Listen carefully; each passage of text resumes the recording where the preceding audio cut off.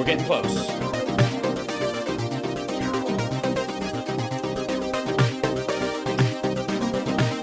Captain's log. Did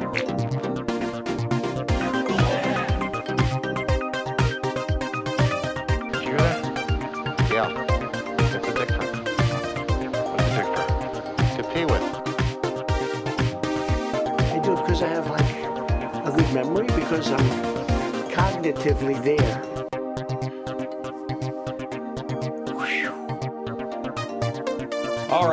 All right. Let's just jump straight to this. Man, O'Shevitz. Hey, I have a question for some of you guys.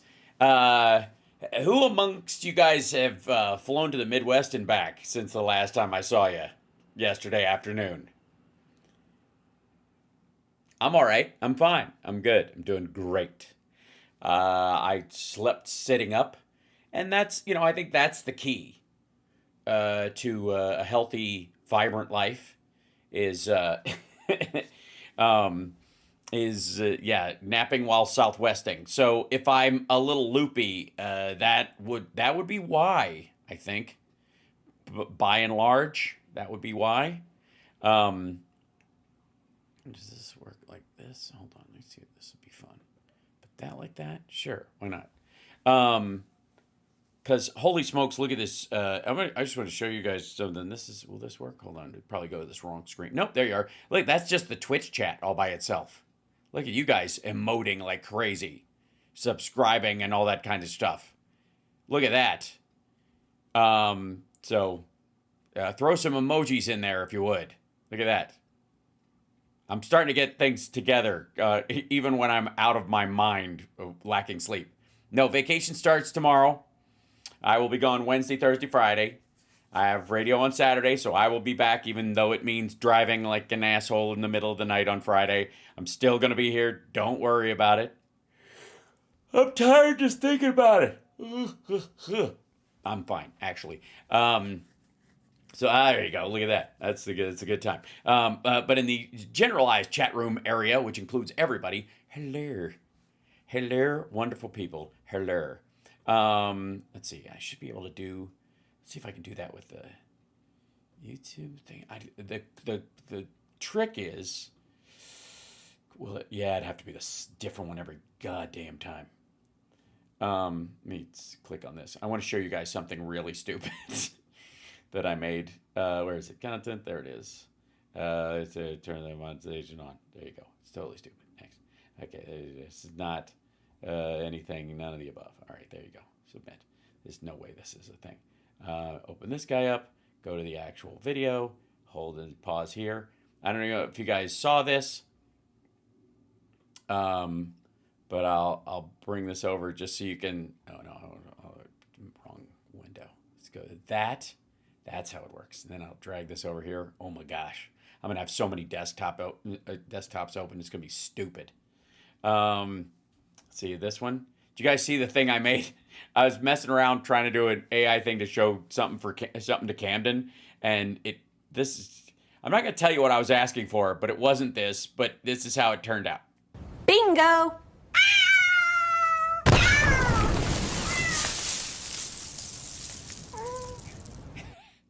That's it. That's the whole thing.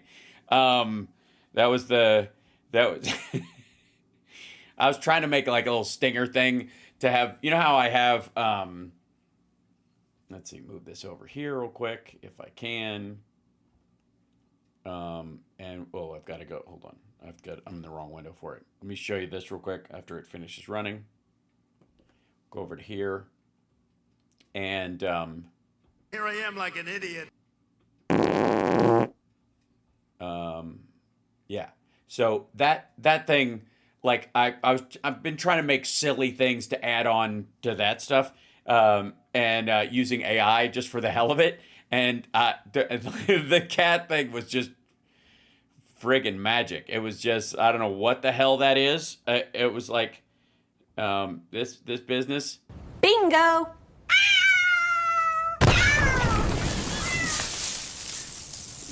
I think I could slice off the top of it and just make the cat start it here. just leave it there at some point. Just yeah. So making Adam Carolla has a show. Yeah, you don't know that? Adam Carolla is now officially LA's crusty old man yelling "Get off my lawn" mascot. This is what he does. Adam Carolla does this. He had Drew on the other day. That's how far they've all fallen. But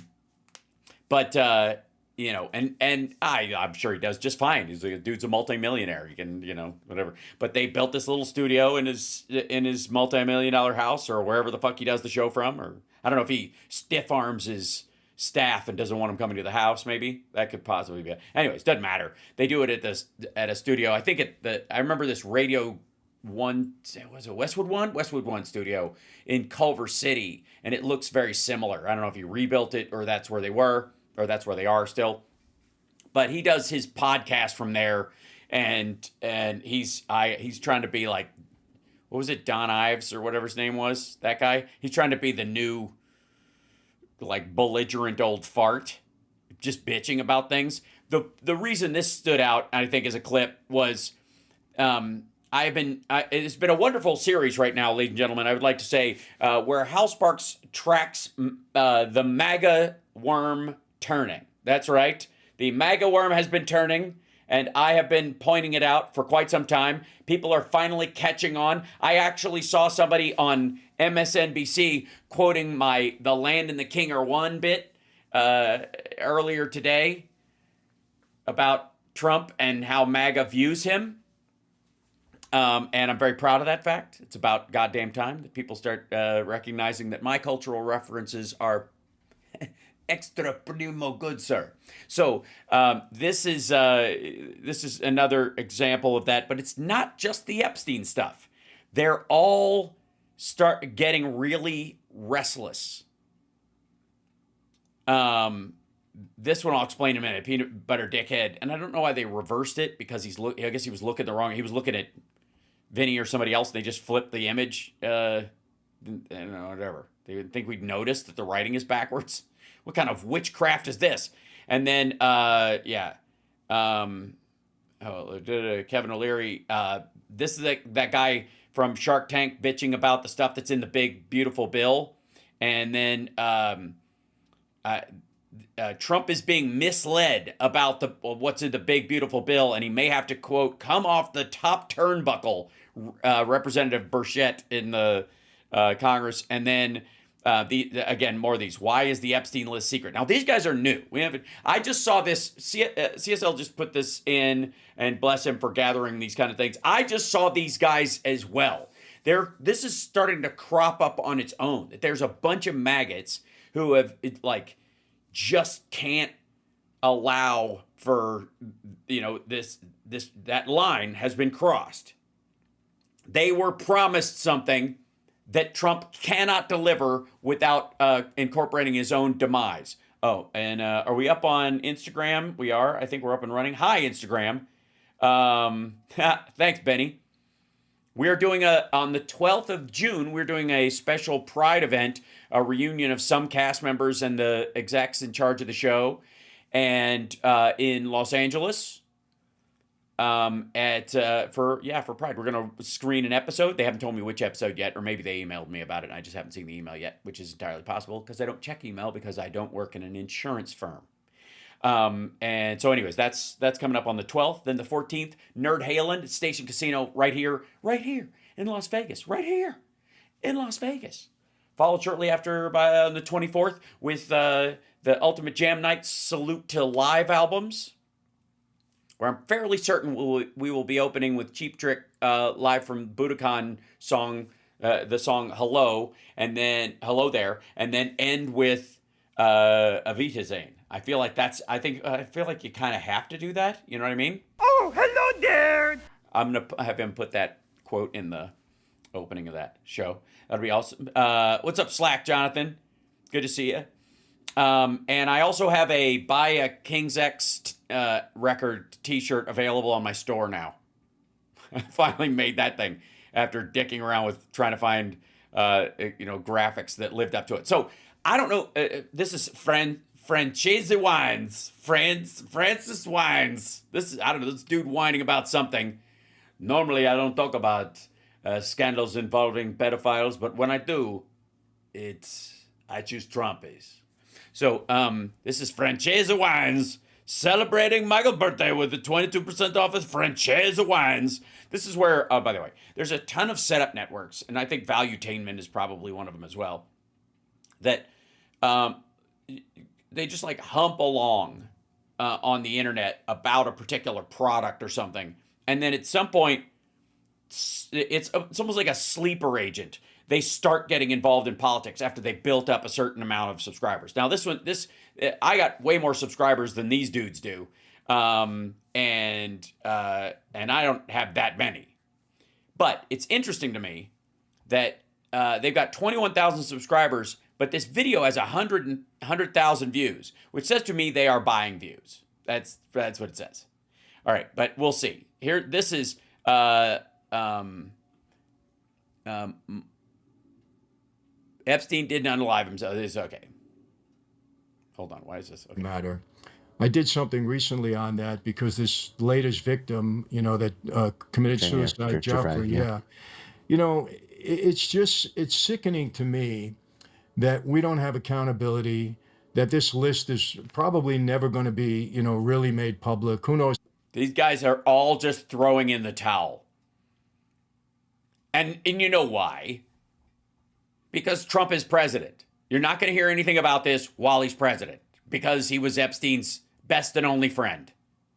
So I guess besides Ghislaine Maxwell, who was more of like a co-conspirator. I mean, I guess they both qualify. But again, Trump's only had two friends that we know of that have had any legs at all. It was Roy Cohn and Jeffrey Epstein, and both of them fuck kids. So that's his taste in humans. But how it's going to be redacted and whose names are going to appear and whose names are going to. Whose name isn't going to appear? Who do you think? What do you want to flip? Anybody want to flip a fucking coin? Yeah, I mean, there's so many things that are being covered up that the American people don't know. I've been very vocal about it. As an American person, I do know what's being covered up. I think we all know what's being covered up. What we don't understand is why a lot of you assholes just can't ring the bell. You walk up to the bell, you grab the mallet, you wander around the bell, but you just can't bring yourself to hit the goddamn thing. Especially about this whole Doge thing. This is something crazy. I said, the only way you bring these people to the table, if everybody got up and said, hey, we're not paying our taxes until you're accountable to us on everything that's going on, where all this money is being spent. There's no way for us really to put pressure on people to find accountability. Well, then why'd you bother voting for Trump? Okay, anyways, we don't need to watch all of this. They're all sounding the same alarm. Same shit. Same dipshittery everywhere. I'll give you another example right here. Let's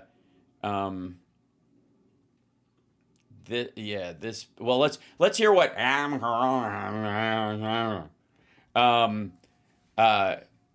he'll at some point he'll whinge about Karen Bass and Gavin Newsom. His vocally Adam Carolla. I don't know when he became the male Maria Bartiromo, but he did. And most of it's just like bitching about the homeless people and people he sees in LA, as if it's like the people who are like, New York's become so dangerous. I'm like, are you out of your fucking mind? Go watch videos about it in the 70s or the 80s or the 90s. You have no idea what violent New York looks like. So here we go. Let's give this a try. Same thing with LA. Oh, why is this all muted? Do have some news. Well, we'll do some of that. All right. So, speaking of the man-woman nutsack, this is applicable. I've been paying attention to this story on Instagram for a while. Alliance Defending Freedom is representing a Christian camp in Colorado. Mm-hmm. Idra Haji is the name of the camp. It stands for I'd Rather Have Jesus, and it's a Christian camp there.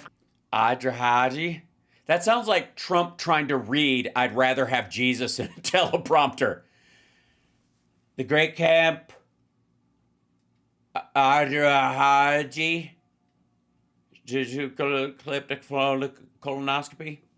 The ages are between 6 and 17. And it served Colorado families of faith. And they say that they actually accept people of all backgrounds, but they have to be okay with them, identifying like girls as girls and boys as boys because they have separate sleeping, right? Yes. And the camp filed a complaint in federal court back a couple weeks ago challenging new state licensing rules issued by the Colorado Department of Early Childhood that allegedly required children's resident camps to permit campers access to bathing, dressing, and sleeping facilities that align with the camper's gender identity. So the camp essentially is getting shut down by the state because they don't pay attention to the First Amendment. What the fuck happened to Colorado?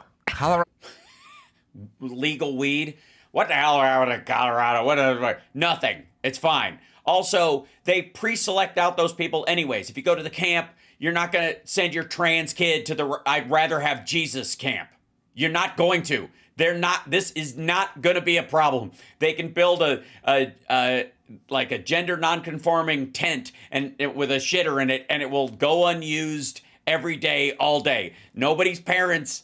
And again, if they are sending them there, it's not so that you can respond positively to their gender affirmation, right? What the hell happened to Colorado? I don't know. It's all the fucking hikers. I blame John Denver. It should be a normal place, like home of Coors and John Denver. You know what I mean? And then they fucking broke hard. Something happened. Was it there. the legalization of pot?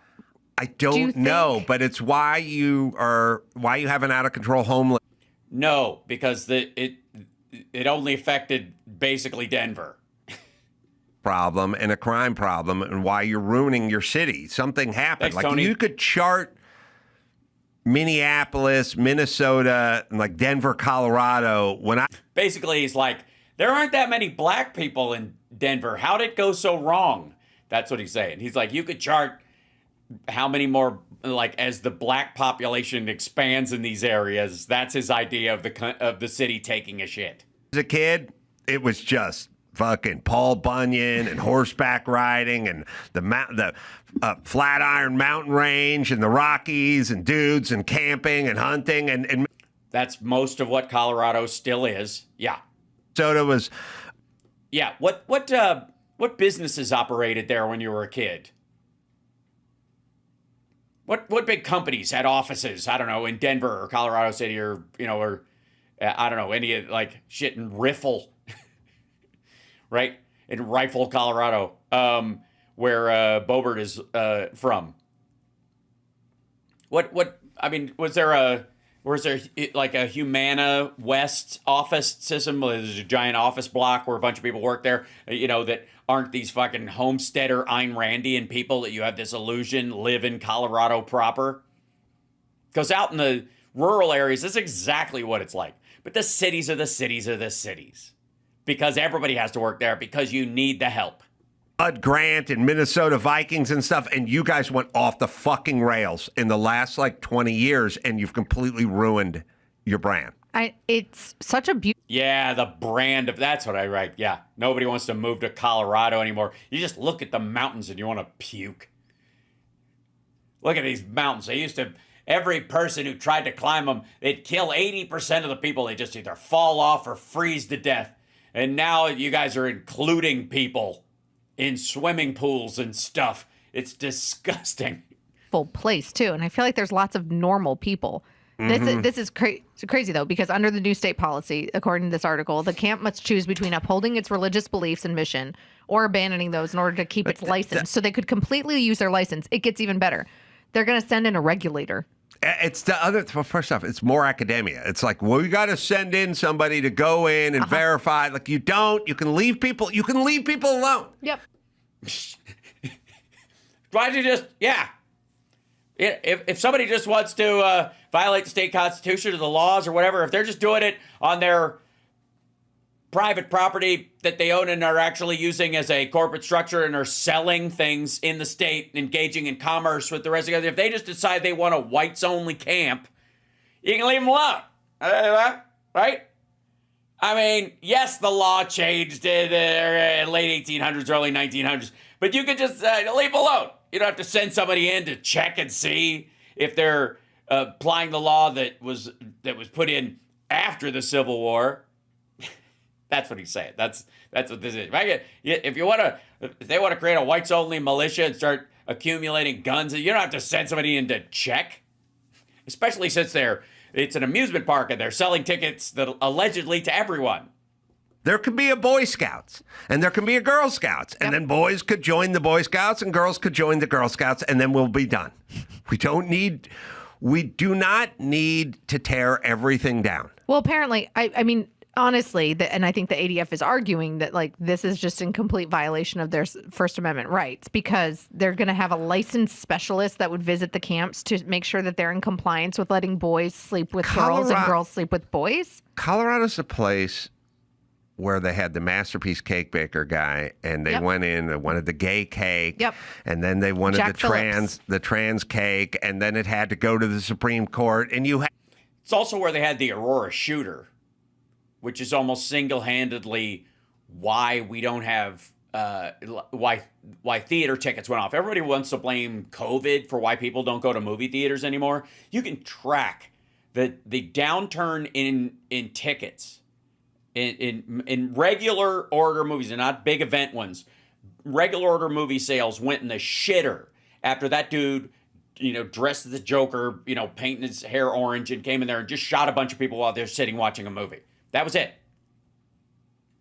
But do you think he's going to go, that fucking ruined the movie industry, and we used to be able to go to the movies. You could leave it, you get your popcorn, and you sit there and you eat things, but these gun fuckers want everybody to be armed out to the teeth and have anybody be able to buy one. Is he bitching about that? Do you hear a complaint about that? A multi-billion-dollar industry, and the root of entertainment in the United States largely was basically had its epitaph written at that moment. Is he?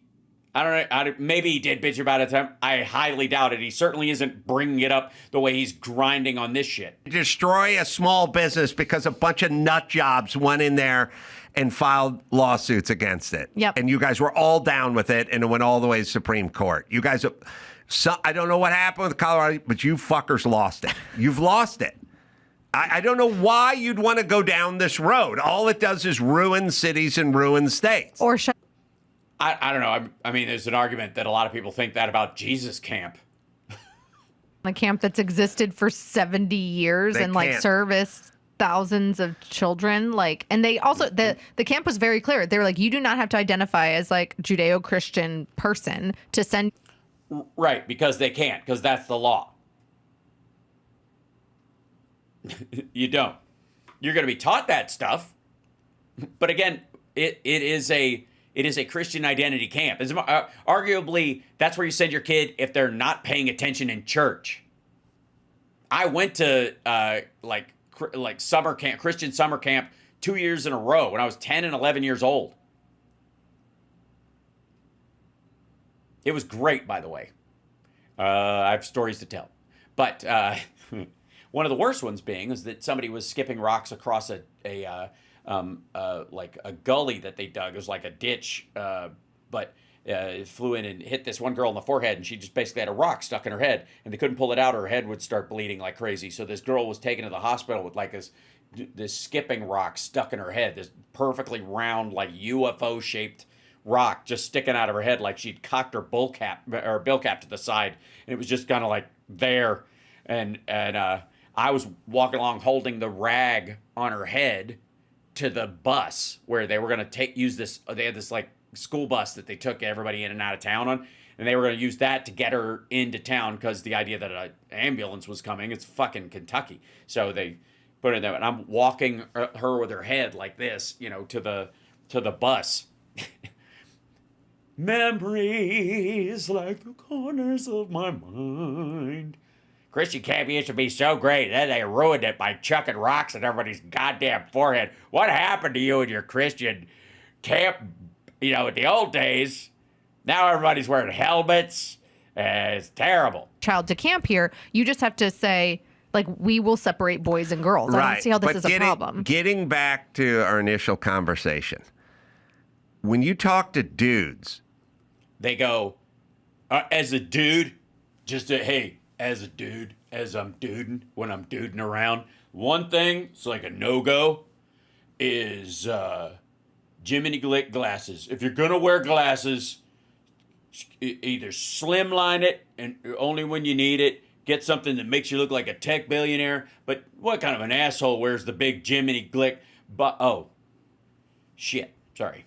They want to go to the garage and wrench on their projects or go hunting, or they want to. That's right. I was wrench. You guys know that. That's what Adam does. He's a man. He likes to go into the garage and wrench on his project. It sounds like he's throwing up on them.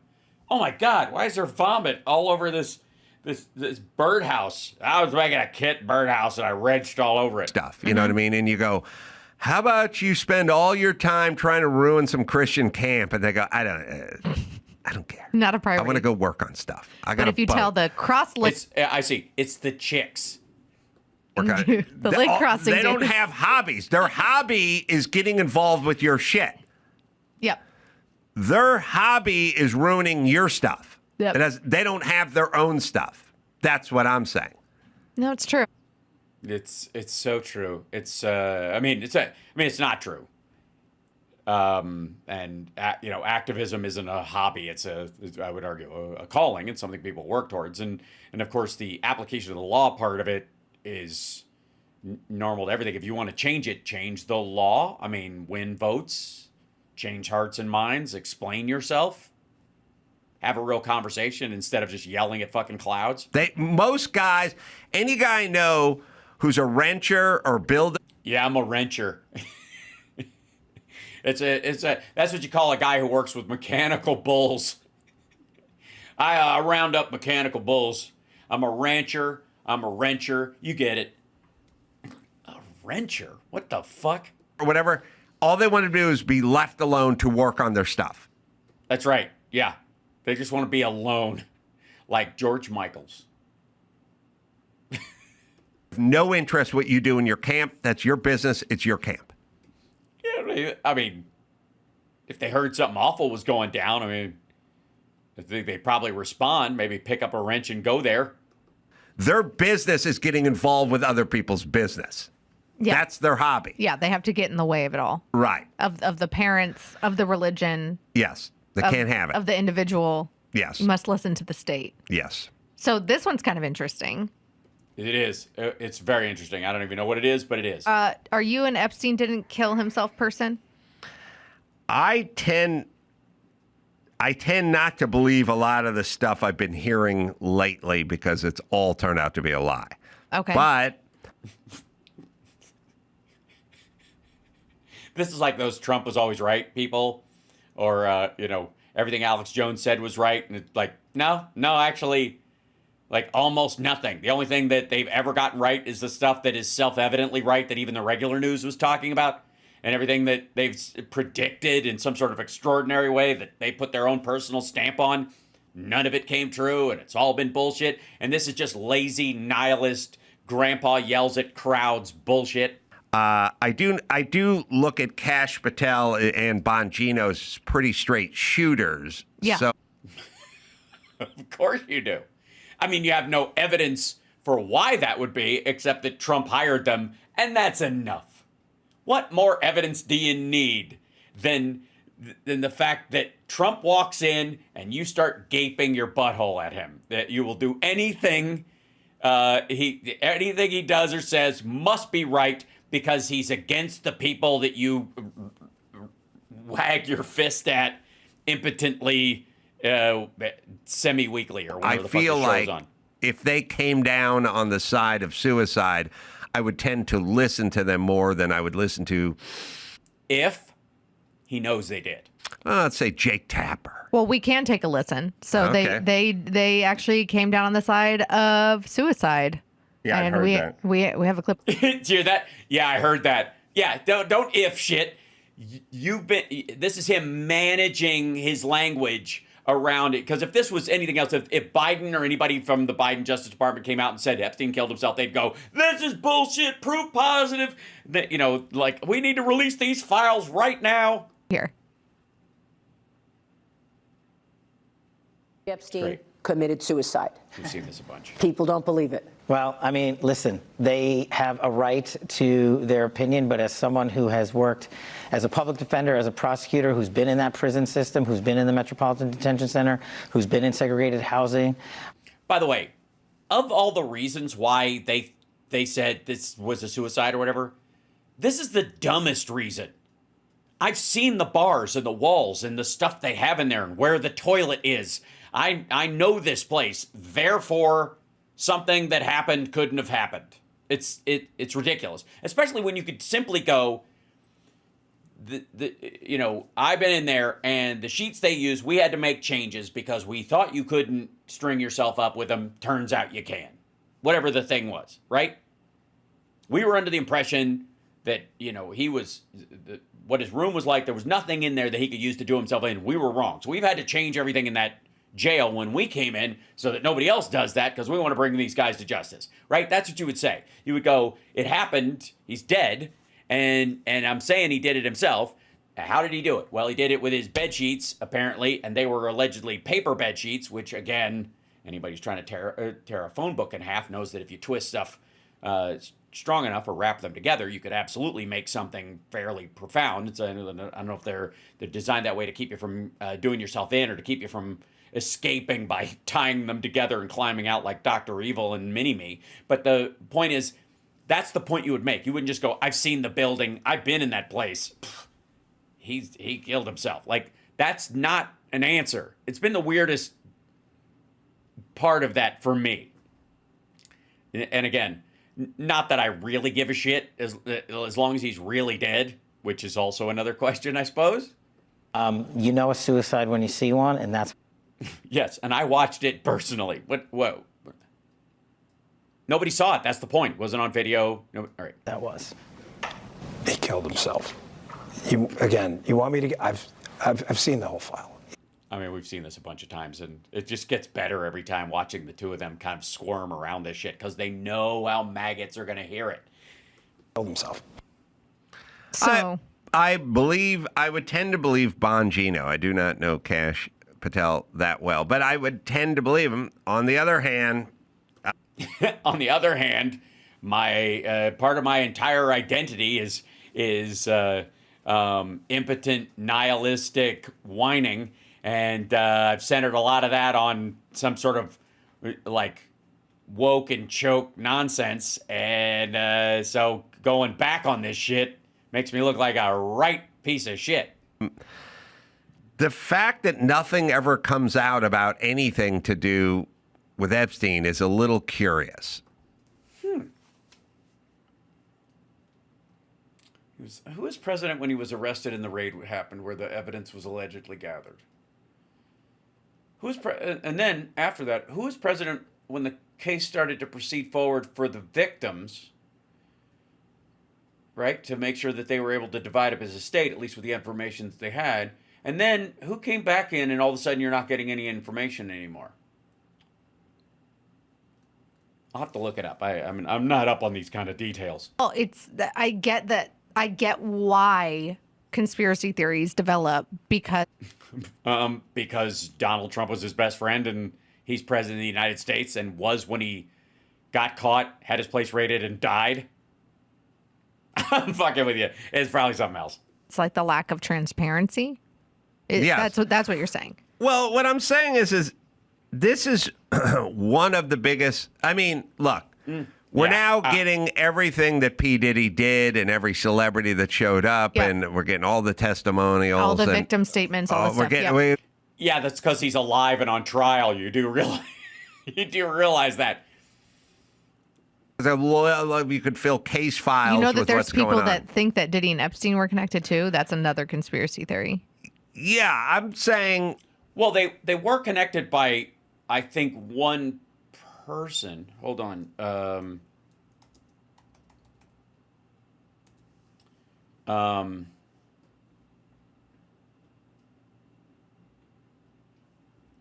I mean, there was somebody that linked them.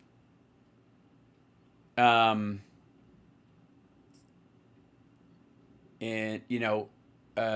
over and over and over again over the years. there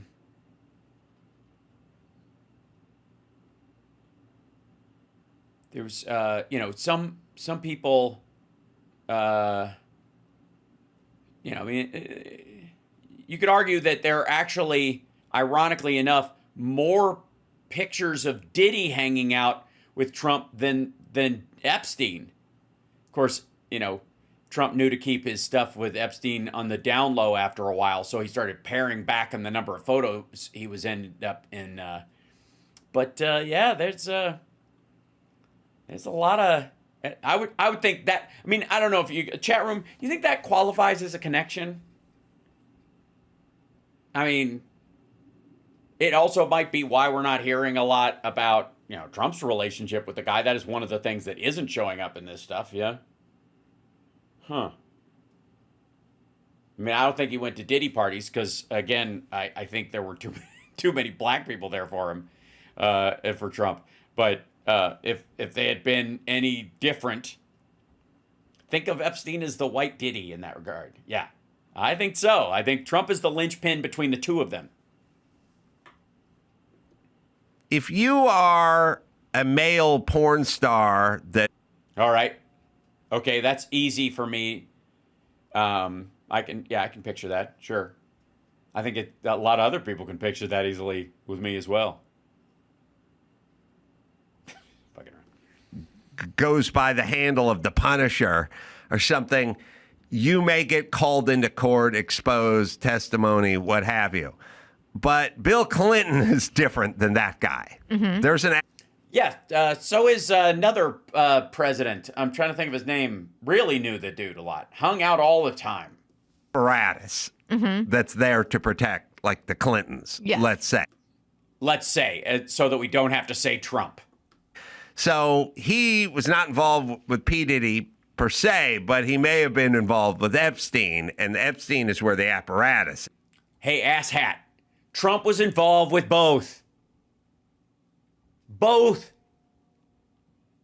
I got to tell you, like, shit. I mean, I don't know how close he was to Weinstein because I think it's and Cosby, let's say. But that dude who ran that the modeling firm, that was all full of underage girls being basically trafficked to old men on fucking barges in the off of the coast of New York, that like those guys, if there was somebody involved in that shit, Trump was knee deep in that shit all the time. We don't have that apparatus protecting us. And so now there's people like on the right, the far right, and part of the MAGA movement that are mad at Bongino and Kash Patel for saying this, and they're saying that the apparatus got to them. Well, do you think the apparatus got to them, or do you think... Listen. I mean, honestly, I didn't. But then seeing that clip of Bongino again, he does kind of look like a little deer in the headlights. I will say this. Just the fucking... I need some, like... I need, like, a tap dancing sound effect or, like, just straight up, just, like, every one of these motherfuckers, just, like, they should just fucking have a cane. Just like don't look over here. Like, anything they can.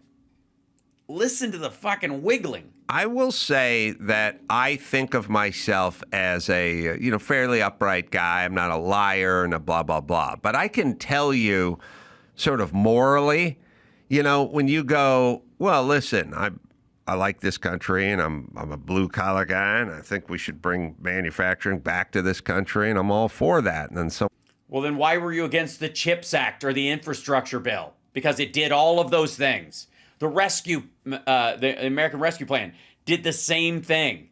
It brought electric battery plants to the United States. The only jobs that have grown in Marjorie Taylor's district since she became a congressperson came from an EV battery plant that was there because of the Green New scam. So no, you're not for it. Goes, all right, well, you're doing merch, right? And I go, yeah, well, if we do your T-shirt in Indiana, it's going to be $31 a unit. Mm-hmm. I'm like, okay. We do China, it's $4 a unit. Yeah, if not cheaper. All of a sudden, I'm not quite as patriotic as I was 5 minutes earlier. I'm like, oh, really? Oh, So I do get that when people say to somebody, listen, you say this and it's going to cause a shitstorm the likes of which you've never seen. Yeah. And there's some guys you like that may get caught up in this, and it may also, it's a kind of a God damn, where was this going? Like lots of things to do in the lab. There's a thing over here. My goodness, is this dusty? My desk has just become. How did that happen? I really have got to get somebody in here. Where was I? Oh yeah, we were gonna go to commercial. look, you have an agenda, you're doing great things, you really want to upset that and stop doing all the great things you're doing and blah, blah, blah. So you're on the side of like the apparatus got to them? People make business decisions. You see it all the time. Yep. Sorry. So Kash Patel and Bongholio are now in business with the Epstein enablers because the cost of their unit would go up or something. It doesn't really make you immoral. Fuck you, dude. We're not talking about T-shirts, you cretin. It necessarily. Oh.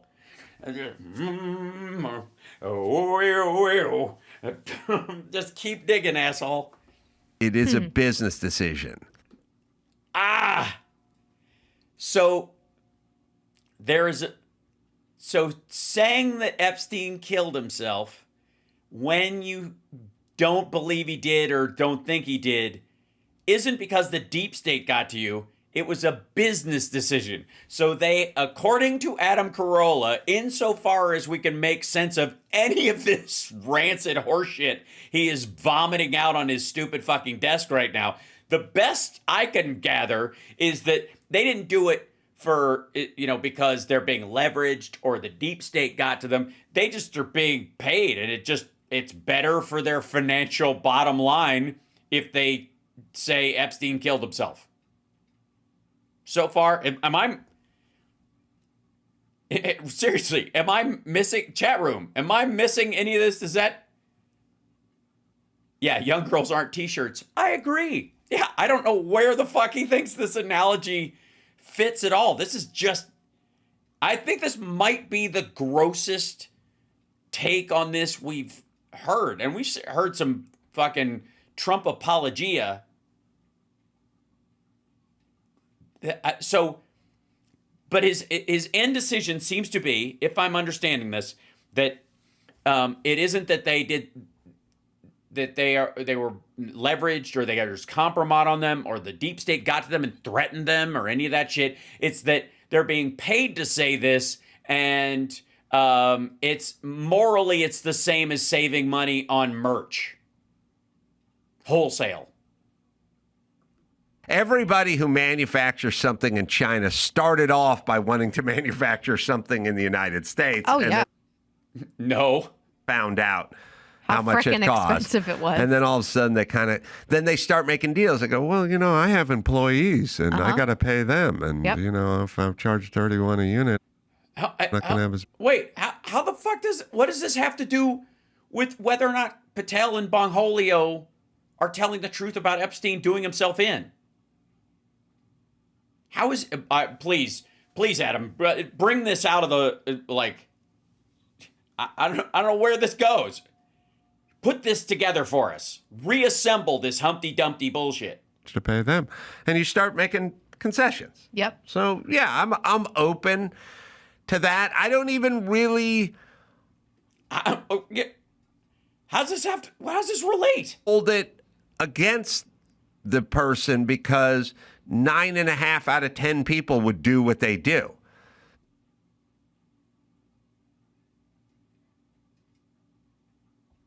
Has he just forgotten? What does he think Epstein did for a living? If they were in that same position. I think that's where you get like the keyboard warriors that are like conspiratorial online. Yeah. Hello in the comments. That if they were in the same position, they would probably do the same thing Kash and Bongino are doing. Well, right? No, she brought it back. See, he was trying to ditch this conversation and talk about how, Trump's agenda is doing great, and talking about Epstein would derail it because Adam knows, just like Drew, Dr. Pinsky fucking knows, that Donald Trump hung with Epstein all the time. Never lived more than a 9-minute cab ride from the guy's house. They flew together on Epstein's plane and on Trump's plane, all verified. The number of times Trump has flown on Epstein's plane is he originally said he didn't ever. Then it was 3. Then it was 7. Then they were flying under other names as far as we know. And then nobody has ever said, well, we know for a fact that Epstein flew on Trump's plane at least once, because you had this golf reporter who was there who said Trump was bitching about waiting for Epstein because he was late, and Epstein, Ghislaine Maxwell, and an underage girl got on the fucking plane, never got the name. Do you think that reporter never got her name? Never got the name of the girl. Underage girl on the plane, very young girl, and just never, he goes, I assumed it was their niece. You didn't say hi? It's not that big a fucking plane, buddy. What'd they do? Hang out in the front, and the girl was sent to a cabin in the back to be chained to the wall on Trump's plane? How often did that happen? When are we going to see the Trump flight logs? I'm sorry, you were saying something about wholesale T-shirts would be too expensive if they're made in the United States, and therefore it's understandable that these guys would be, moral black holes. I would say, look, I'm going into this position, full transparency. I'm only going to tell the truth and let the chips fall where they may. But at some point, Trump might pull you aside and go, look, on this issue. With the diamond. With the diamond in front of his nutsack. Sit down. I'm never forgetting that. No. Let me just dust off my diamond. Every time. Here we go. Focus on the diamond. Yeah. Everyone is, look. So you say that you're an honest person. Have you ever? She's not letting him squirm out of it. Kudos to Alicia.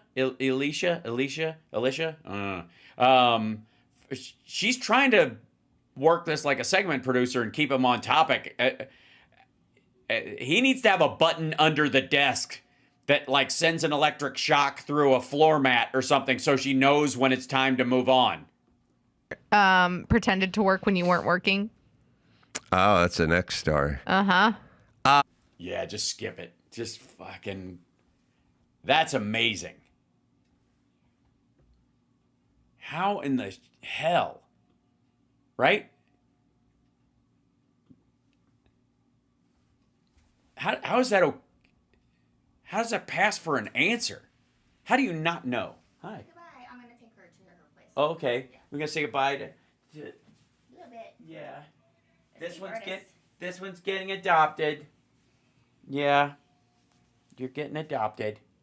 Yeah. So bye-bye. It was lovely having you with us at the house. You're very pretty, and you have very pretty markings, and you climb all over everything. Let me jump through the sky. There you go. Everybody loves the fan. Yeah. What is this thing? Hi. Your claw's in my shirt. So goodbye. We adored you. All right. Yes. You can see why this one was not like us. Automatically. Okay, hold on. I go over to here. It could be. Ow. I'm fine. All right. Okay. Bye. Bye. Cam, you want to say bye? Did our food arrive? Yeah, it's here at 8. Okay, great. Yeah. So we got that one adopted. We got Jasper has a play date to see if he can fit with this other person's cat. And we are keeping Bucky, and he's upstairs, and so the house will normalize as of tonight. With all our cats in one thing, and then I think Bucky's there'll still be some acclimation going on, so that'll take a little bit, but so far so good. This Murphy doesn't approve of anything, right?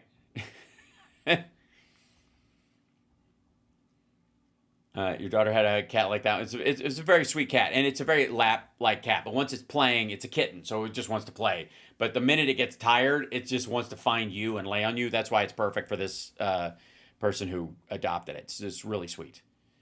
Yeah, Bucky's staying around. It'll be good. So let me jump to this next thing.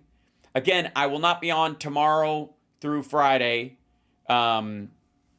As a regular live stream, I might post some stuff, but my kid's birthday is over the next couple of days is on Thursday, and so we're gonna go just take a little mini vacation with him for his birthday, if that's okay with everybody. Now, I want to assure everyone, hit that like, by the way, you're watching Hal Sparks Mega Worldwide. Subscribe. And if you like what you're seeing, say something in the comment section. Also subscribe. And things that I'm supposed to say as a professional streamer. I want you to know that maggots are not just upset about the Epstein stuff, although they are boiling about it all day, every day. They are also pissed about the big, beautiful bill, which is, what's the word I'm looking for? Shite and full of nonsense. So this is Rebecca Zejko, and she's unpacking the 2015-2014 House passage of the major bill, fueled by intense overnight votes and President Trump's critical intervention to secure a razor-thin victory, which, again, it went to the Senate. It's going to be sliced up, and the one that comes back is not going to look anything like it. That said, let's before we even get to this one, let me jump to this one right here. So, Rapey McFivehead over here had on Rep. Burchett, and he's not happy about the bill either. This is on the reconciliation bill. Trump is being misled about the bill and may have to come off the top turnbuckle because he has this inflated view of Trump's machismo and masculinity, which is hilarious and stupid. Oh, and then there's about probably 10 years ago, we launched the first and most widely used stable coin, enabling over... Why is Big Pharma trying to patent this pepper trick for nerve pain to keep it off the internet? No more tingling, no more numbness, no more burning. Joining us now, member of the House Foreign Affairs and Oversight Committees, my good friend, Tennessee Congressman Tim Burchett. So, Congressman Burchett, what do you make? Hey, asshole, don't call him your good friend. They might want a future career in politics. President Trump's trip to Saudi Arabia. I call it an extreme victory lap, Matt. I think they respect him and they fear. Uh-huh. Yes, they respect the fact that he has a total disdain for the poor in his country, just like they do. Economically. You know, everybody talks about America's military might, and you represented one of the largest military installations in the country, but that should be our last option. Our first option, which Trump understands, is economics. And he's over there. I believe that they'll probably be talking nuclear energy, the small nuclear reactors. They're going to talk AI. Yeah, all topics that Trump is just a whiz bang at. By the way, this is the shot where he fell a fucking sleep. That's literally the one where he was like,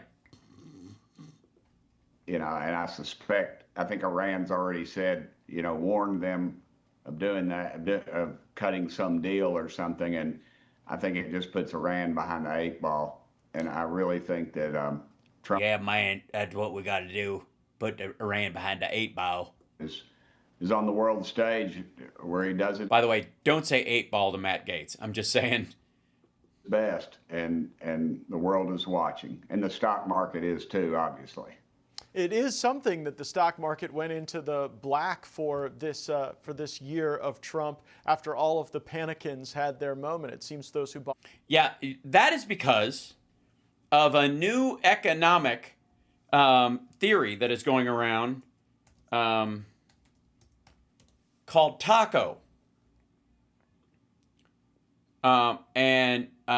Taco is the idea that that the volatility caused by Trump doesn't matter because Trump always chickens out. They were reacting to these tariffs and other stuff like they were for real, but Trump always chickens out. If the pressure gets too big, they don't have to worry about it. They're all taco trading now. And it creates this, the look of this taco shell is what they're calling it. Is like gap in the center of it where everything drops and then it comes back because Trump always chickens out. And again, people in Trump's circle know when he's going to do something before everybody else does, and they do puts on all this stuff, and they when it goes down, they make money. And then they know when he's going to call it off. He sends everybody a fucking eggplant emoji or something, and they all know when it's going to happen right about here, and they buy back in, and whoop, it goes back up, and they make a ton of money. They know that when they can sell. and he's just going to keep doing it. It's just a rug pull every time we turn around. Did pretty well. President Trump did surprise many when he announced today in Saudi Arabia that there would no longer be sanctions on Syria. How do you think about Syria, Congressman Burchett, and do you support President Trump's decision to order the removal of their sanctions? Real quick, Burchett can never disagree. Let's see if he even makes an attempt. I think that, you know, I think we should have limited involvement in other people's in other countries and their messes. But, you know, Syria hasn't been a very good friend to us, but I think I do trust President Trump in his dealings with them. And I believe this brings them to the table and he understands it. And sorry, he's got like some fucking orange and gray pubes caught in his throat. Excuse me, and they understand it. So on face value, I do support it. But I think Trump is the classic trust but verify kind of guy. If they screw him over, he'll come back with as we say, he'll strafe bomb them. East Tennessee, a warp your head off hold. I think the neocons might be going a little nuts over this trip because the fever dream of the neocons was to draw us into some war with. Also, by the way, stop saying neocons. Stop that shit. You're talking about PNAC. This is like, this neoconservatives is this new version of conservatism. You guys are the new neoconservatives. This is the updated version of what it means to be conservative. There's this neocon as a pejorative for just anybody doesn't fucking work. This is a strictly Republican thought process that caught up with you guys, and then it cost too much money, and the racist elements of your party have now outrun the people who want to do resource wars. That's it. It's not because you guys had a moral turn. Iran. That's what the think tanks have been paid to push. Yes, the Project for a New American Century, the Heritage, the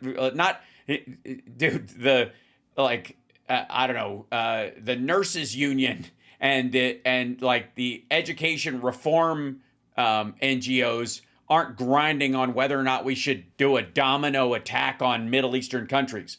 It's all Republicans. Cases and the like. And now you have President Trump doing this big diplomatic trip uniting the Sunni Arab countries of the Gulf against Iran, not with shots fired, but with smart trade deals, with mutual investment. And at the same time, you've got the... No. An enormous military trade. Like one of the biggest military sales. Like you could argue that all the rest of this blather about AI and micronuclear and all this kind of stuff that's like 10 years out or is just a normal purchase agreement that they would have had with NVIDIA anyways is just to mask the enormous military sale he just made that helps him justify his $1 trillion budget. Because this is, when you do a military sale like this is when the military turns a profit. He's saying that they don't want to mess with international shipping and they don't want to be bombed anymore. Do you Yeah, they didn't say that. think that the cessation of hostilities with the Houthis combined with this diplomatic flex makes war with Iran less likely? I do, 100% do, and because I think it also shows the incredible support that President Trump has. We had a meeting last week with King Abdullah, and we stressed with him that very fact that we don't need any more wars with Iran. And I don't think those folks like us want to send their boys and girls into any more wars. They'd rather sit at home and make money. And I think mutually this is going to be economically beneficial to both countries or to both groups, and especially to America, because what's always happened in the past. Joe Biden, he'd write a strong letter of whatever, and now you're seeing the Israelis. They're at the table with some of these folks, and you're seeing your pieces breaking out. President Trump. Yeah, look, let's be honest. If this was Obama, he'd be getting his third Nobel Peace Prize. They'd already be dusting it off. And Joe Biden, well, they can tell him he's got as I always used to say when he'd walk into a room, hey, there's no ice cream party here for me. But I think, the world is Oh, by the way, hilarious, dude. This is just fucking killer. This is great. These jokes never fail. They're great go-tos. You can't go wrong. But I mean, there is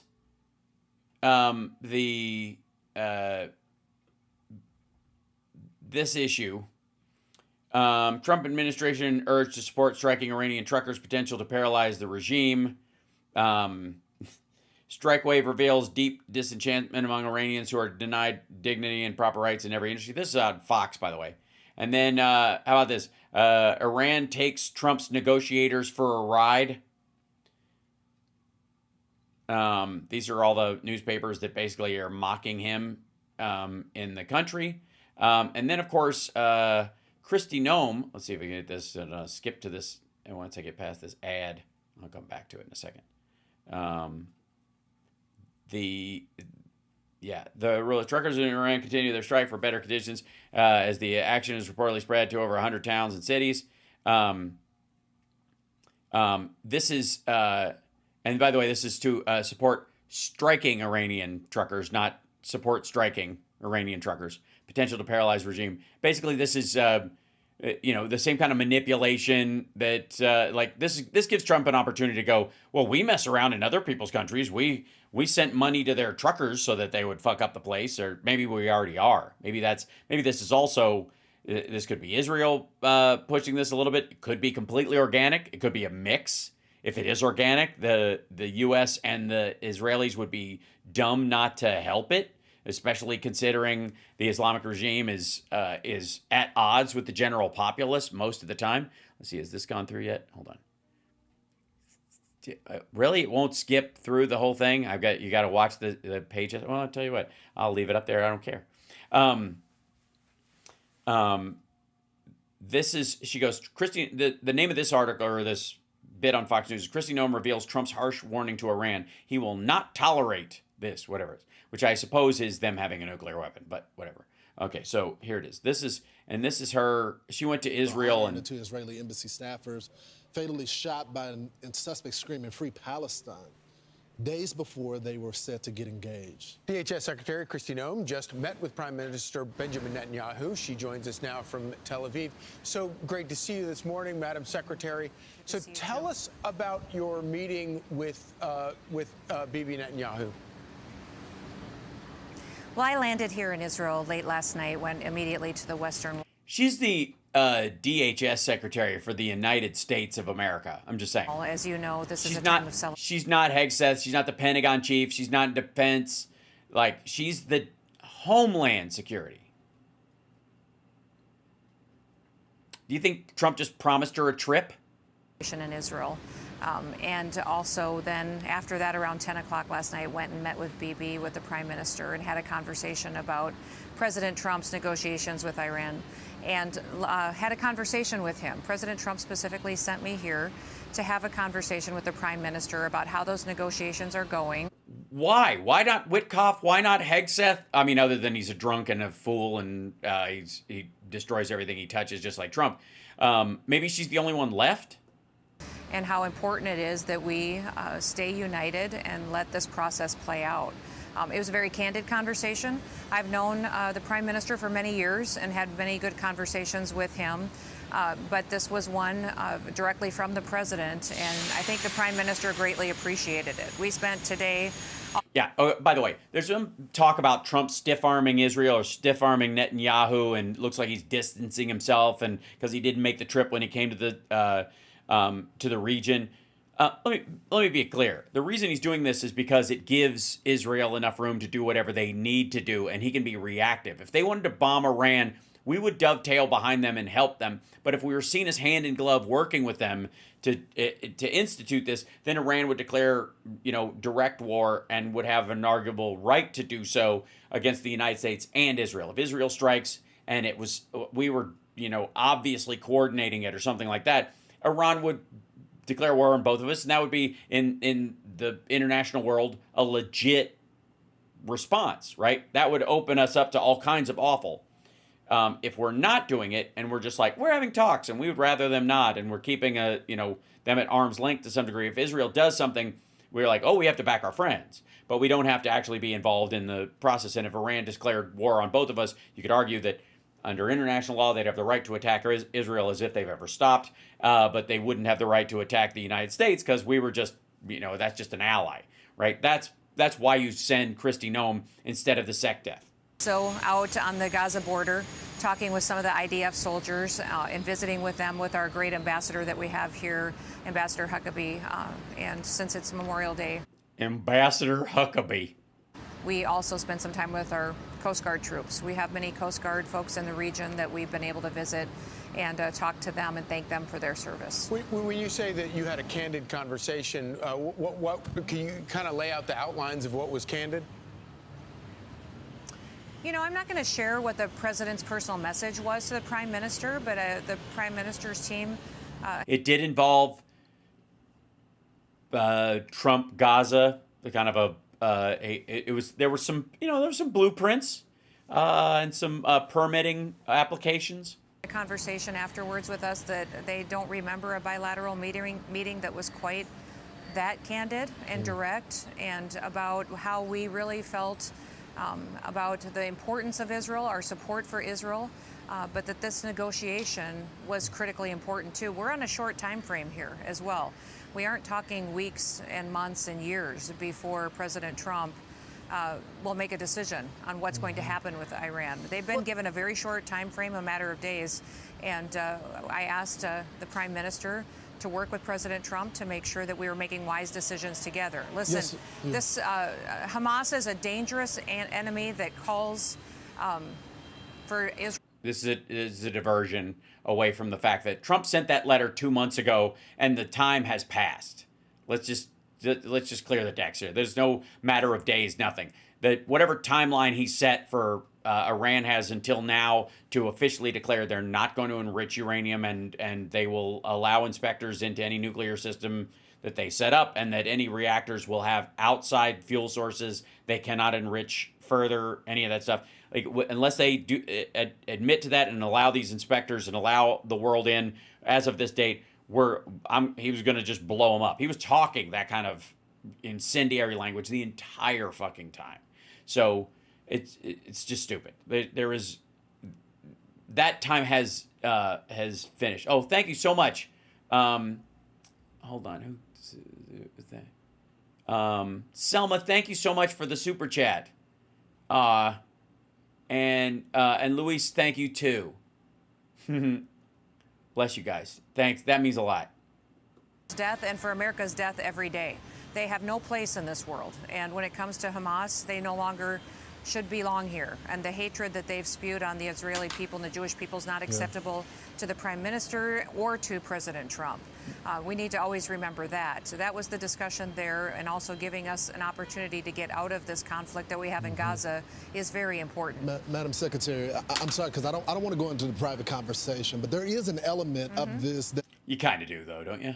It's been quite public, and the U.S. is negotiating this deal with Iran, trying to get to some resolution.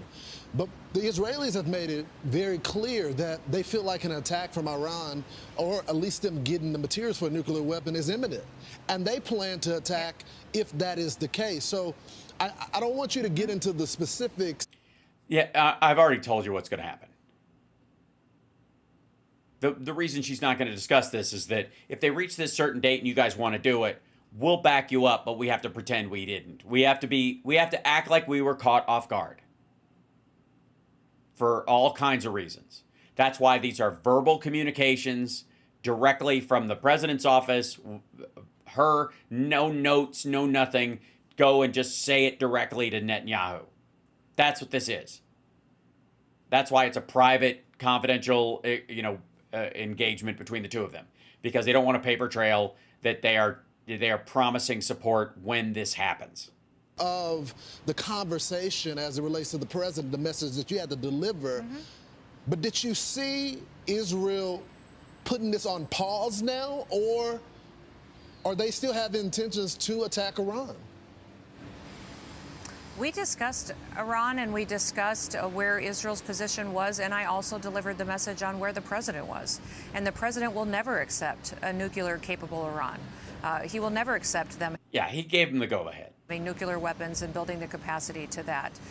The intelligence information that they have and that Israel has and they share with the United States and that we also have and are using for those conversations is critically important. So I think the message to the American people is we have a president that wants peace, but also a president that will not tolerate nuclear Iran capability in the future. They will not be able to get a nuclear. He wants peace, but there's a shelf life on that peace, and once it gets a little green around the edges, we're gonna nuke the shit out of him. Weapon, and this president will not allow it. But he also wants to be he wants this prime minister Benjamin Netanyahu to be on the same page with him. Well, what does Israel want? You talked about this conversation with the prime minister. What does he want from the Iran deal? What did he tell you about what they would like to see accomplished in the deal? Well, we talked about the track record with Iran. You can't trust them. We've got 46 years. Right. So, first of all, Trump broke the last deal we had, and it was working. Secondly, you don't trust them. Well, then why would you make a deal with them anyways? And again, if you're going to do a trust but verify, that means that the line that is in this paperwork and that they discussed was they have to let everybody in, basically open the country up in a way that they know Iran will not or cannot, more to the point, do.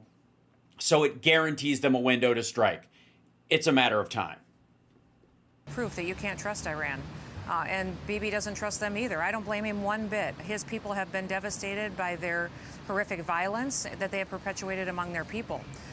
But he also needs America, and he knows he needs America, and he needs our president to be his ally and to work together. We are stronger when we are united, and that this. So he's promising Trump a hotel.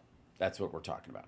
Something we will deal with together, but this conversation needs to be honest, frank, and we need to go forward recognizing that Iran will never have the capability to produce nuclear weapons. Madam Secretary, real quick before I let you go, because there's this debate about the aid coming into Gaza. And I get it. And I think the Commander-in-Chief made it very clear. He heard from a lot of the folks in the Middle East, some of the kings that he was dealing with, the foreign leaders there, that they want the aid to come through. But there's also still the issue of Hamas taking the aid, and it's not getting directly to the people. So how do we balance wanting to be sympathetic for the cause as it relates to the children that are dying, but still you have a terrorist regime that is still in charge?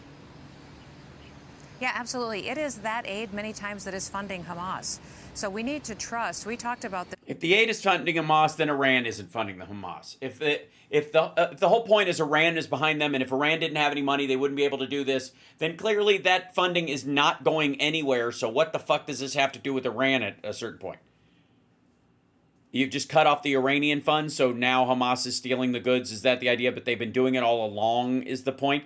So obviously they acted outside the Iranian, grip on them, or I guess their response, the availability of those funds to pay for this kind of stuff. It's all, by the way, this is all flim-flam and horseshit. Again, what increasingly happened after 2005, when the Israelis pulled out of Gaza, when the internal occupation ended and they dug up all the dead Jews and they got everybody out and there are zero Jews, the shift for the two-state solution, which we all use the same language on, and this is like, these people are not helping. The problem is this is a very serious thing and a bunch of inserious people talking about it. That after 2005, the two-state solution to Hamas specifically meant there would be one state, if Israel existed, and they were still against it, but if it existed this way, if it worked out this way, where Jews would be allowed, and there would be a state where no Jews would be allowed. And increasingly, in a lot of these surrounding Arab countries, that has been the point over the last few decades. They've been increasingly squeezing the Jews out into Israel or out into Europe or Africa, or just trying to dismiss them or killing them. And the same thing is the issue that you have is that most people were talking about the two-state solution as if we were all talking about the same thing from like 1995. And the people in charge of what it would mean and what the definition of that two-state solution would be changed when Hamas took over. But the conversation around it at the UN and other places did not. That's one of the big problems. Also, there's been a lot of talk lately, and I had this kind of epiphany yesterday, or the day before yesterday, yeah. There's been a lot of talk about how Hamas uses human shields by tunneling under schools and hospitals and the like, which clearly exists. But I would argue it's not enough to blame Hamas for this, to just lay this at their feet. Because the UN did this. We, to some degree, by not paying enough attention, we tacitly did this.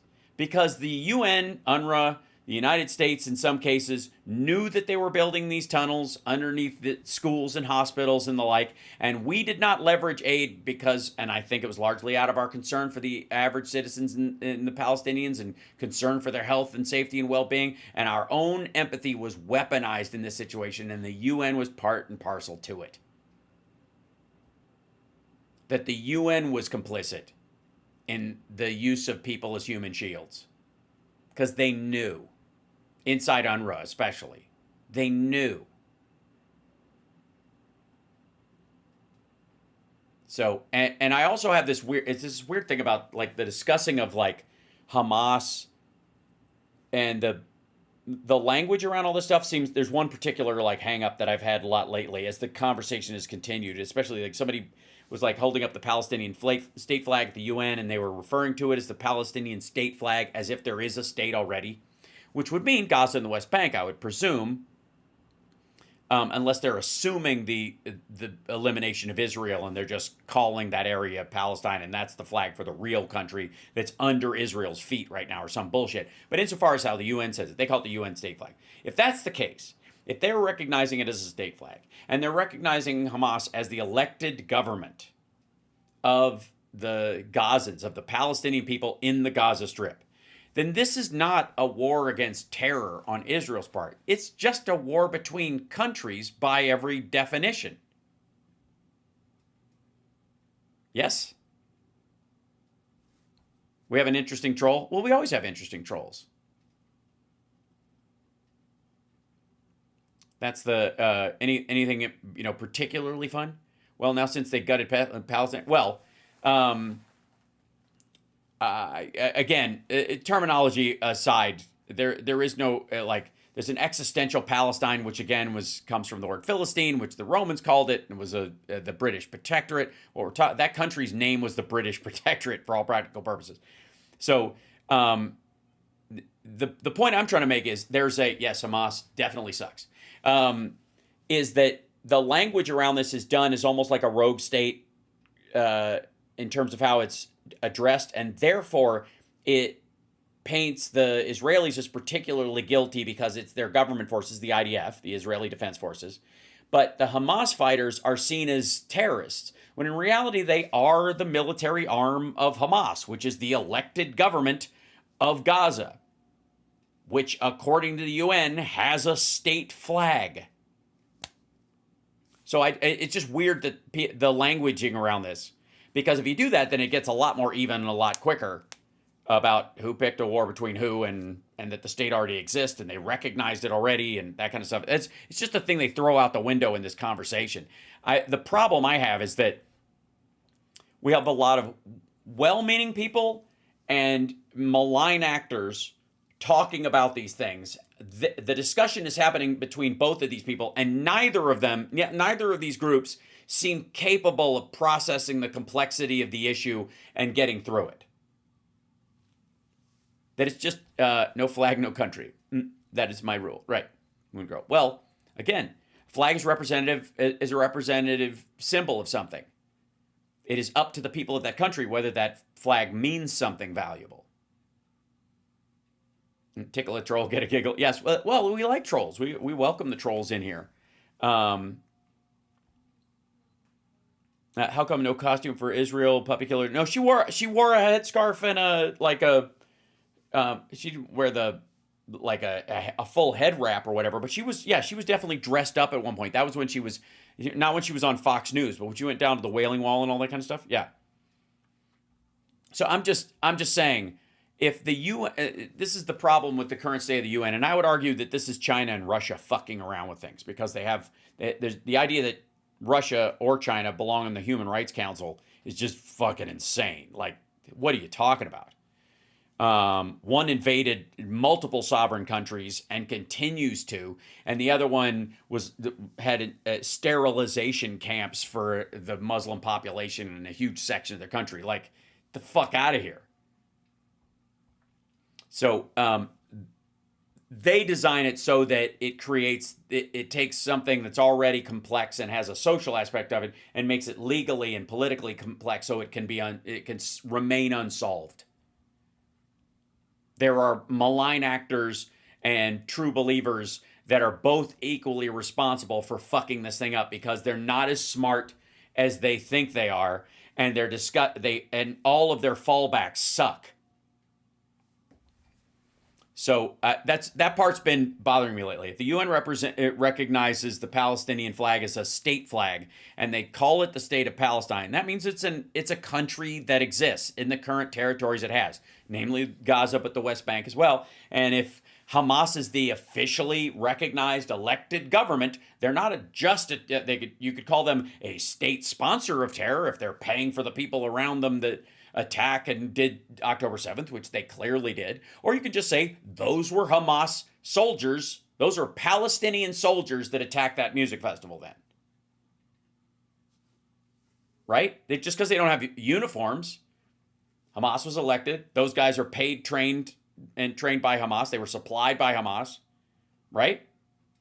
It's just weird. Like the way we're talking about this is this kind of like militia idea versus an organized force. And the only difference seems to be that one group has uniforms and no child soldiers, and the other side is like, uniforms. It's easier for us to write off the dead if you don't know who was a fighter and who wasn't. Right? Why should Palestinians ever join the state of Israel when they are native? Why should they care if it's called Israel versus Palestine if they're native any more than the local Arabs and Jews from that area? What's the difference if it's called Israel and you have the right to vote and you participate in the democracy? What you mean is, why should Palestinians ever give in as long as there are any Jews in that area, I think. Because that's the only difference right now. And again, this is not the 1990s two-state solution that a lot of us were focused on for a very long time. Steve, no, you're dead wrong on this subject. No, I am not.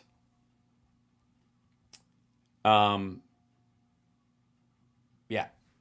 Countries have the right to defend themselves. I agree. So Israel has the right to defend itself. And if this was a preemptive attack from Gaza as a Palestinian country, then they declared war on somebody and the war came to their doorstep.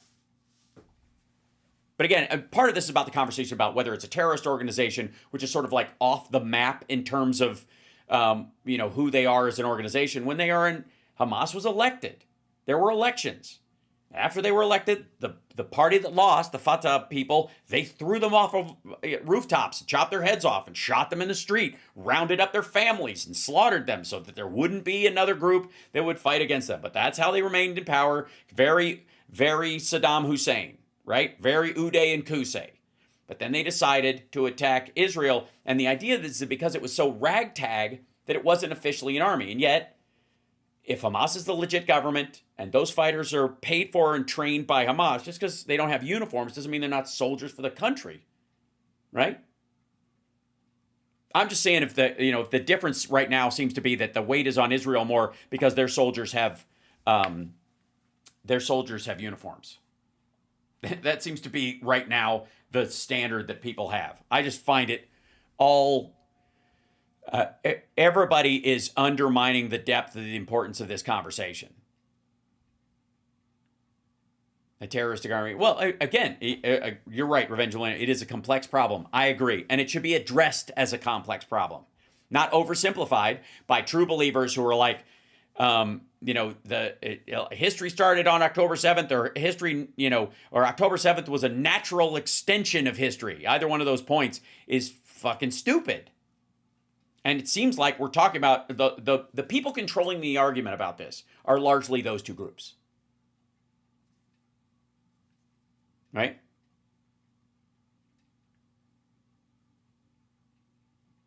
It wasn't viewed as an official army. Right, I agree, Joy. And I would argue that it should be. Hamas's fighters should be viewed as official soldiers, no matter who they are. If they trained, and we know they trained for October 7th for weeks. There's videos that after the attack, Hamas posted the videos of their soldiers planning these attacks and even wearing civilian clothes during the attack on purpose, right? That was a military decision. Just like, an undercover cop is still a cop, even if they're wearing street clothes, right? So if you train in a uniform and then you take off your uniform for the attack, you're still a national soldier. Right? And so it just seems like that part of it is a missing thing. It gives this illusion of ragtag on the part of Hamas when they are obviously backed by Iran and their soldiers are trained by them. There are training camps within Gaza. We've known this. They're proud of it. If you look at, and I tend not to really have any conversations with anybody about this past a certain point who hasn't seen the October 7th video that Hamas posted themselves. If you don't have the nerve to watch all of that, don't come to me about how you think people should be treated in this situation. If you're not willing to look at it, if you aren't willing to look at all that stuff and go, this was a planned attack by a military that was funded by the elected government of that area, because that's what it was. And it's a lot to take in. How would Iran never, Mr. Howell, Iran would never nuke Israel, not when there are 2 million Palestinians in the firing line. The Israelis know that. No, that's not true, Tom. They would, they talk about how many they would martyr. There's a video of one of the Hamas guys going, everyone in Gaza is ready to be martyred so that Israel can be wiped out. So no, and again, I don't think the people want that. I think if you took a vote, they'd go, what the fuck are you talking about? But the people in charge, the Hamas leaders and the Iranians who feed them, by the way, the Hamas leaders, the actual leaders of Hamas, don't fucking live in Gaza. They live in Qatar, in the lap of luxury. So I don't think they're worried, right? I think the best chance you have for Iran not nuking Israel is the Temple, right? Is the Temple Mount, because it's such an important religious site. They'd sooner nuke Mecca in a lot of ways. But there are areas around there that you could hit with a tactical nuke and they wouldn't care. I did not watch it. I don't need to. Yeah, well, and that's, nobody has to. But I am telling you, if you're going to dive into the depth of this or defend what happened on October 7th or, like Hamas Abi does, I really don't feel like, yes, Qatar that just gifted the plane. Exactly, Diane. I don't tend to entertain people to have a deep conversation about this who haven't seen that footage. Because all of them talk about this in the most lightweight way until then. Like I'm surprised I'm always surprised when people don't know. But I'm gonna see if I can find something for you. Let's see. Where is it? Would it be in my let's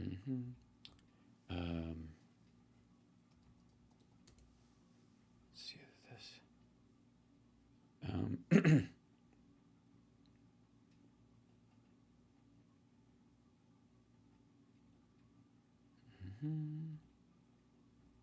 Trying to find this footage. Let's see.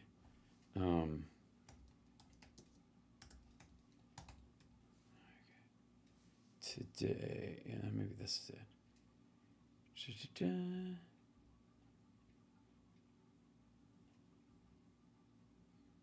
Yeah, I had a posted piece of footage from Hamas at one point because they were pushing back on the idea that Hamas is responsible for starving people. So they were starting to post videos of the markets inside Gaza, the ones they run, by the way, that have plenty of supplies. You just have to buy them from them. The free aid that comes from the U.S. and from Israel, they sell in the marketplace. They seize the trucks and then they sell it in this market. Yeah, this is okay. Well, that's an older one, but I'll put that up there, and it wouldn't be today. Let's see.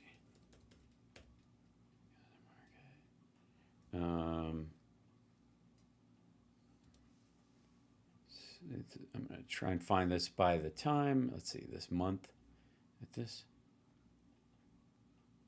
That'll be the wrong one. Hold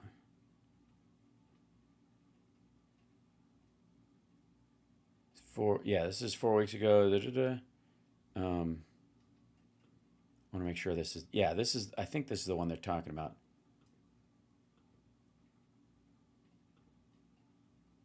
Yeah, so this is a market in Gaza. And if this isn't the the exact time, because this is supposedly a couple weeks ago. This is 4 weeks ago.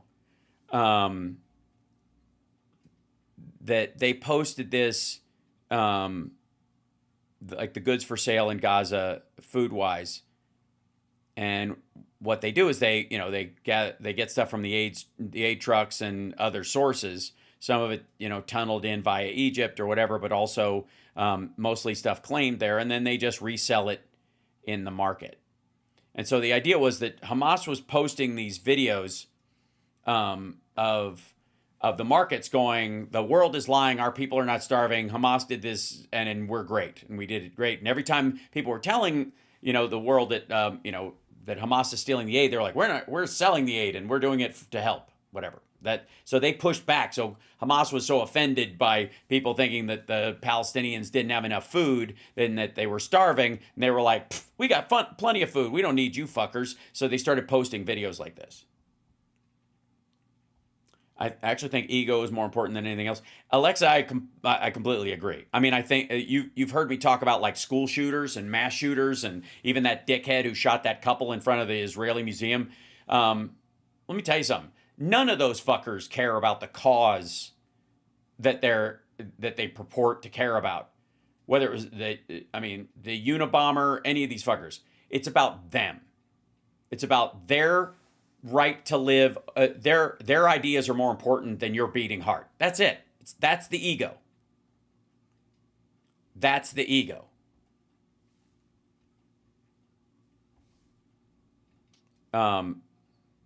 Please speak on the bill, please. Yes. Well, okay. Sorry, we'll get to that. You're right. I got diverted from that, but we'll go to this. So let me jump over to that real quick. Just an important thought. Here's the thing. Take what I'm telling you about and incorporate it into your thought. And it doesn't have to take over. I'm not trying to bend your mind in one direction or another. I'm just pointing out some discrepancies in the conversation I'm hearing about this stuff that undermines the depth of conversation that need be had. Yeah, healthy egos, nothing wrong with that. I'm talking about like the egomaniacal, the inference of my life is more important than yours. My views are more important than yours. My pain is more important than your life. That's what all this shit is about. It's just that guns make it more whimsical to act on. But in China, we see this all the time with revenge against society murders, where people slash up kids at schools or stab people on the street. They have these mass stabbings in China. It's the same thing. And it's this person thinking, fuck you world, I'll show you. And it's all about them. It's ego. That's why coveting is one of the 10 commandments. It's not envy. Envy can be very positive. You can envy, wow, I wish I had a house like that. Wow, I wish I had a car like that. Wow, I wish I had a motorcycle like that or a cool microphone like that. I don't know, whatever. You know what I mean? That's envy. Covet is, I want that car. I want his house. I want her car. I want their jewelry. That's coveting. That's why it's different, because that it leads to a lot of stuff. Coveting often leads to murdering somebody for their shit. Coveting often leads to theft and assault, right? It's very different in that regard, right? So is aid blocked or just being intercepted and sold at the marketplace? Okay, so aid has started going back in, but the Israelis are creating these zones where they can get the aid directly to the people.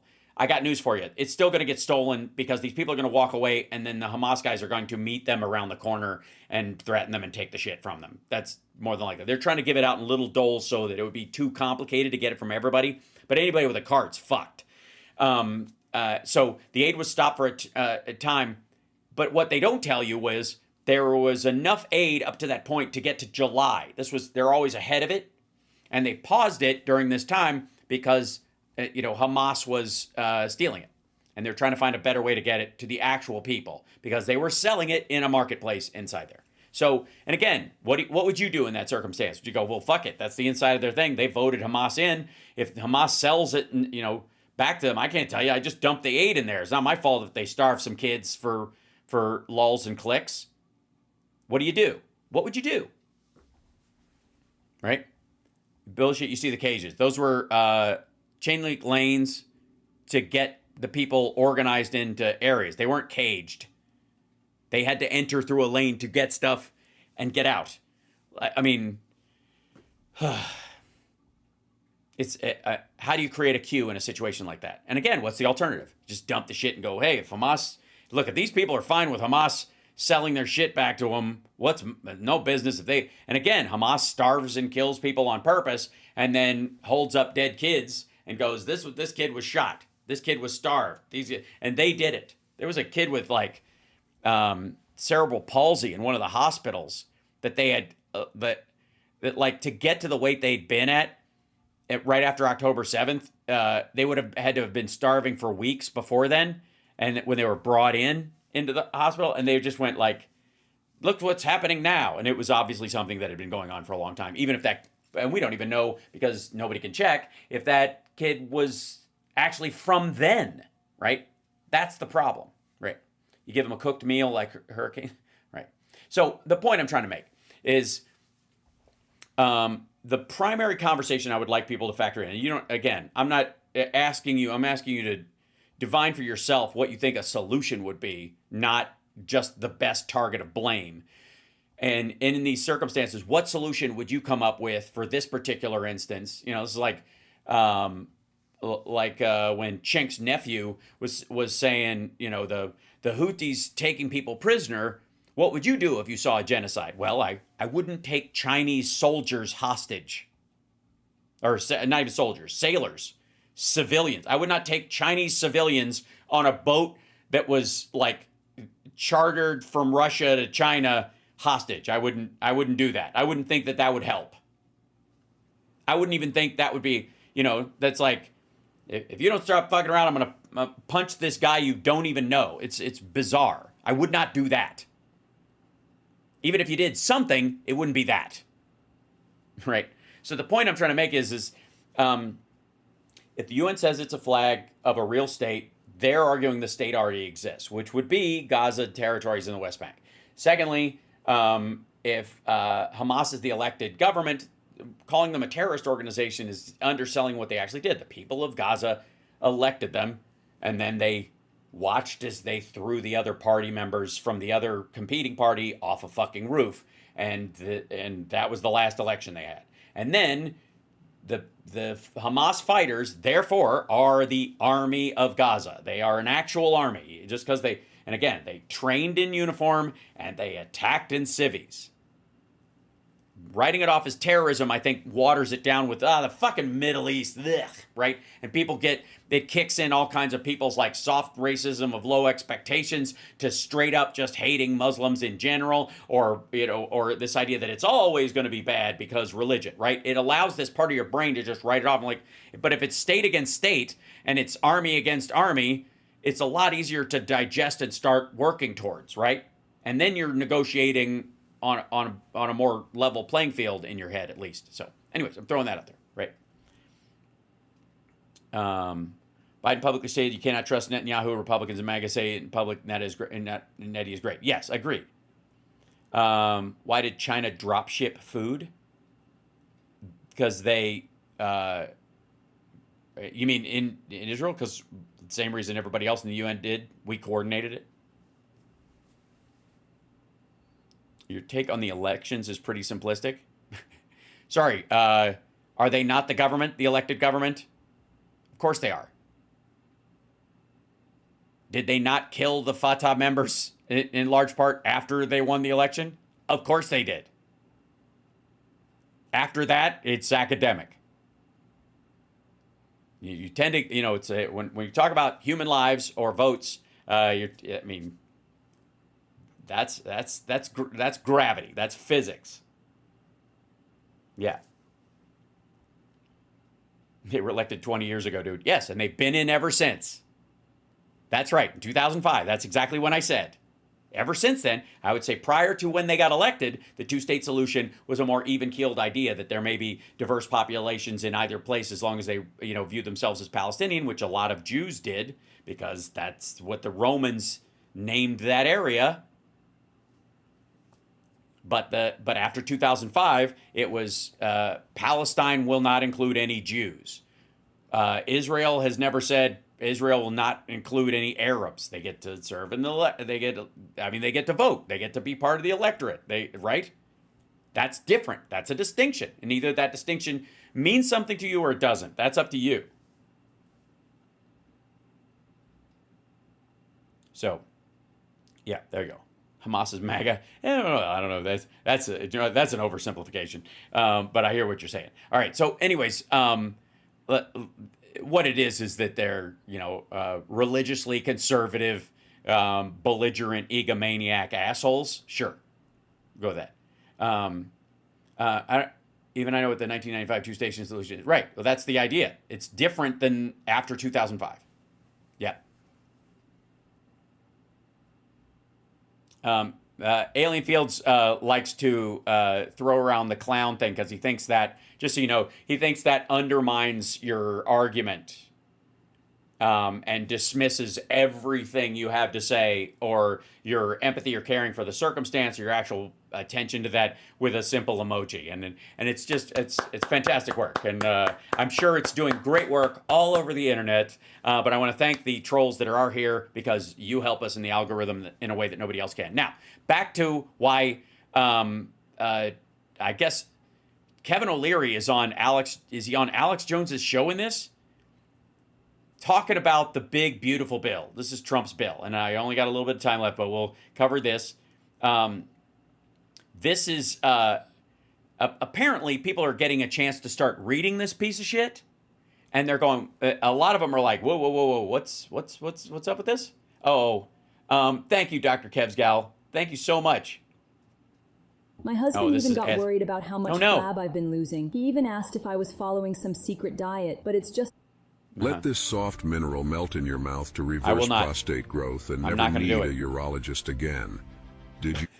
There was a program called the ERC, Employee Retention Credit, where we gave money to small businesses. So he's just playing a clip and reacting to it. Jesus Christ, how far the mighty have fallen. To keep people employed during COVID. That program's over. They want to give new powers to the IRS to audit all those small businesses for up to 9 years. That's unprecedented. Why would we want to? Oh, you mean because people like Marjorie Taylor Greene that took COVID money and used it to fund her campaign? And that a lot of people shuffled this money out of the country, and it might take them longer to go after it because it was outside the country? Sure. That's a small business. They don't even have to keep their records that long. So many of these audits would occur after the period where they don't have their records. This is war on small business. And Why? I think... I don't get it. Why would you do that? I don't think the members saw this. This looks like a cut and... Sorry. You don't think the members saw this? This looks like a cut and paste job, meaning Republicans suck at at their job.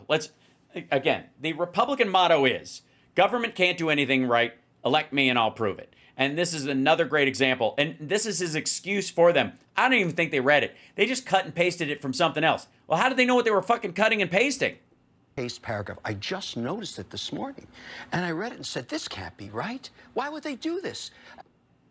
Because they're full of shit and you're a gullible asshole who bought everything they sold you hook, line, and sinker, and they're doing anything they can to justify Trump's tax credit or his tax break for millionaires and billionaires and his extension of those things. And so they'll make every cut behind the scenes they possibly can to make that happen, because this is about wealth transfer. My job, I'm going to get to the Hill right away. You got to read this thing. This is unbelievable. It's outrageous that they would tax small business like this, and unprecedented to give powers to the IRS like this, because... Democrats. Oh, wait. Don't stop there. This is anti-American.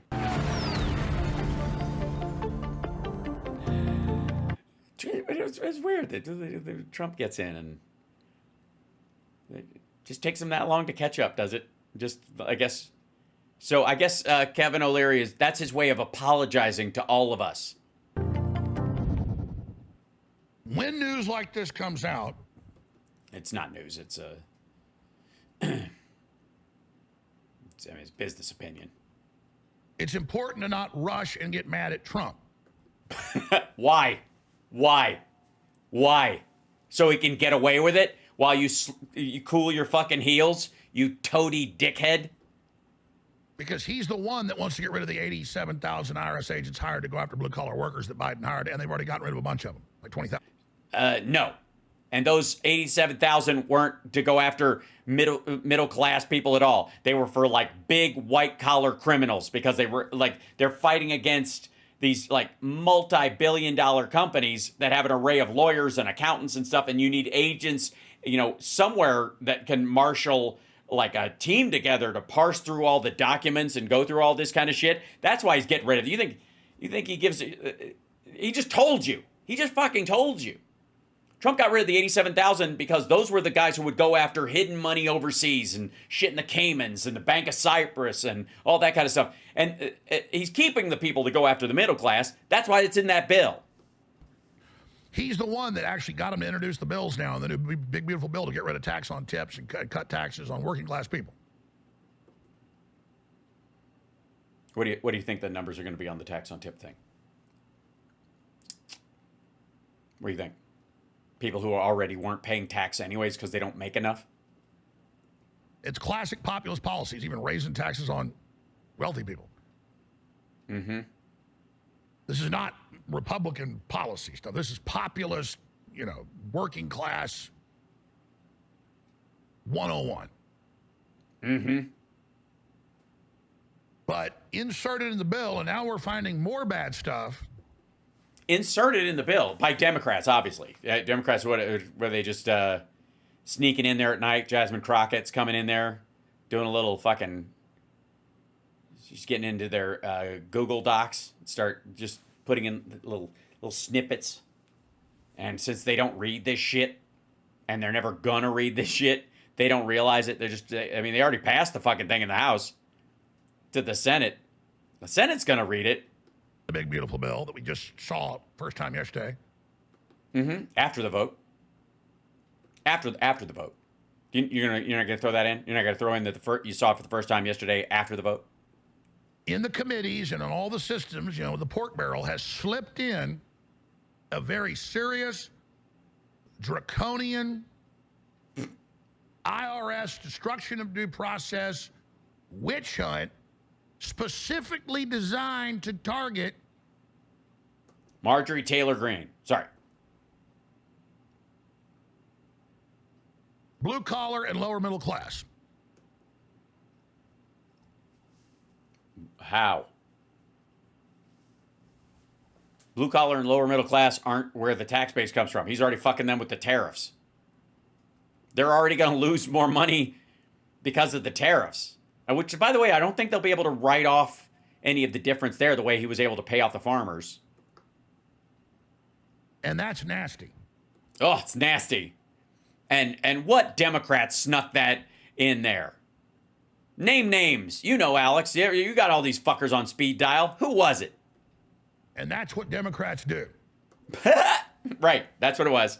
Yep. Democrats sneak in there, and they know Mike Johnson is a null-brain dipshit, who's not paying any attention and can't do his job worth of shit, and all the Republicans around them are never going to check this stuff. They're never going to come in and in a document that they all have been working on in committee where the changes are in red because they are marked as such until the final document is passed forward to be voted on. This motherfucker thinks that they sit there with a quill and write this stuff up. When they cut off Keystone pipelines and kill all the oil drilling permits and up your energy prices and shut down thousands of coal power plants, that's a gigantic tax on your food, on your energy. The Keystone XL pipeline was a Canadian pipeline. That's the big one right there. And Trump? No, we never produced more oil in our country's history than under Joe Biden. And there is no drill baby drill right now. The prices are going down because of Saudi and OPEC plus production that just had to go up. They held it down artificially as long as they could, and then it just had to come up. Get rid of all that. So I know he's not behind this. I know they'll get rid of it. Do you? But the so-called Republican bill. So-called? They run everything. Whatever happened to this mandate shit? Sorry, do they not have a mandate on the fucking Command X on their keyboard? Is 2.0 of what Obama and then Biden did, weaponizing the IRS even further against the American people. Obama and then Biden cut the IRS enforcement arms by over 80% that go after billionaires. There's basically just no enforcement. And then they put it all on waitresses and bartenders and auto mechanics and farmers. No, they did not. Farming hands. I mean, it's and teenagers getting their first job. It is the... Yeah, that was the big thing. I remember Obama ran on that. He was like, these fucking teenagers getting their first jobs. He was really mad at his daughters about something, I think, at the time. The meanest, nastiest, sickest move. And then they got the nerve to talk about they're the party of working class people. They're the party of the minorities. They're the party of the hard workers. They're the... So okay, pivot from this to why this little nugget is in this bill then. Didn't exist before. It's not like a piece that they're continuing. That would be one of you'd have a case there. If this was a piece that was in that bill that had been around, like it was just a natural part of it, and the original bill had taken it out, or it had sunsetted and they wanted to bring it back, right? But it's brand new. Oh, we're going to give you reparations. We're going to give you free health care. We're going to give you free college. All of it's a lie. Well, I mean, they try. They actually work towards it. Obviously, the conservative court pushed back on it, and so it wouldn't be a lie. It's just, I would argue, a failure of policy, either through communication or simply the populace decided they didn't want it at a mass level enough to make it a difficult road to hoe. That's part of democracy. That ain't what this is, motherfucker. This is your bill. You can't give everybody free stuff. So damn it. It collapses. But they always dangle it, jerk it back, dangle it, jerk it back, dangle it, jerk it back. So they don't give it. Okay. Isn't that what Trump is doing with this kind of like defanging the IRS? He dangled it for you, and then he jerked it back. But all over your the forehead. Average American, no matter what color they are, sees through it. There's been a total political realignment, and the Republican Party is now the party of the working class and the unions. Mm-hmm. Well, then I guess her bill will pass right through. And I don't know why that is related to this stuff. I mean, it's a great sleight of hand. Show a picture of her, talk about how she's going to repeal the Patriot Act, which she fucking is not. She knows she isn't, because I think that would eliminate Tulsi Gabbard's job. Let's just start there. Like the office of the DNI came from the Patriot Act. So, yeah, I'll fucking hold my breath on that one. And that's what Trump's always been. A friend of Jeffrey Epstein's? He's a hospitality guy. Well, if you're rich, yeah. Otherwise, he's a call security guy if you're a broke motherfucker. Hospitality businesses do better during booms or worse?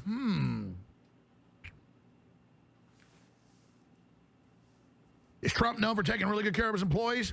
Yeah. No. I mean, he pays a lot of undocumented people under the table. I mean, I guess it's good work if you can get it. Beats Waffle House. Maybe. Probably smells the same. Because don't you want everybody to be having a good time at your resort, your hotel? No, probably not the accountants and the janitorial staff and the office staff. I don't think if they're interacting. I mean, he hires basically models to interact with everybody, if that's what you're talking about. But he doesn't give a rat's ass about how everybody feels the rest of the time. He just pays people to keep secrets. I mean, you could argue that this is why the Diddy's inner circle, they all had good salaries, because keep your friends close and your employees closer. Your golf course? Yeah. Again, it's philosophical. It is. Golf is the working class man's game. Always has been. Trump doesn't want you eating bugs. He wants you eating ribeye with lobster with him. No, he doesn't. I mean, unless you own a bunch of his crypto. The fuck are you talking about? Dude, he doesn't even bring ribeye and lobster to the fucking White House. And by the way, the man should be sent to Guantanamo for cooking a ribeye well done anyways. What the hell? But he serves fucking fast food because he doesn't give a shit about those people. Trump doesn't want big giant wars. That's stupid. Well, look, we're waiting to see his response on Iran. He certainly can't stop any of them. That's for goddamn sure. He's also stupid. I don't know if you've noticed that. He's actually stupid. I mean, just because a bunch of people believe in him and project their own needs and wants and desires on him doesn't make him smart. I mean, it didn't make Jim Jones a savior, right? He obviously had some control. The guy ended up with a fucking island to himself with a pineapple farm and he could sleep with all the wives and daughters all he wanted to, just like David Koresh. I mean, obviously, right? Alex, you would argue there's some business sense going on there. You can't argue with success in that point or whatever until everybody croaks, obviously. No, Klaus Schwab and King Charles and Barack Obama want you eating bugs while they eat ribeye because they're feudalist, greedy, hateful, demonic trash. I take it back. I said there would be no evidence in this, and you can't argue with that. Sure, it might be just unfalsifiable insults that kind of distract from the fact that this bill is written by Republicans for Republicans. It is directly like their dream bill. They're calling it the big, beautiful bill, presumably because of what's in it and how much is in it. So they have to, I guess, know all this shit, but they couldn't possibly be responsible. And you don't hate them enough. I don't hate them at all. I mean, Klaus Schwab stepped down from the World Economic Forum. I don't give a rat fuck about royals. We fought a Revolutionary War, so I don't have to give a shit about royal families. Or, by the way, Megan, anybody who marries into them, I don't care. You don't get to, there are no magic families. To me, all families are magic. Shut the fuck up. I don't care what you think your lineage is or what lineage you married into. You knew what you're getting into. I don't care. I don't care. And as far as Barack Obama, I voted for him twice. Support the people fighting for you enough. I'm not saying that to everybody, but obviously, obviously not Sparks, because he can see right through me. In general, you don't detest these people enough, and you don't love the people fighting for you enough, because yeah, why don't you love Trump more? You lazy motherfuckers. You loved yourself. What? How dare what? I'm tired of you, man. That's not fair. That's not the kind of thing I'm talking. That's not. You can't drop that on somebody. What? No.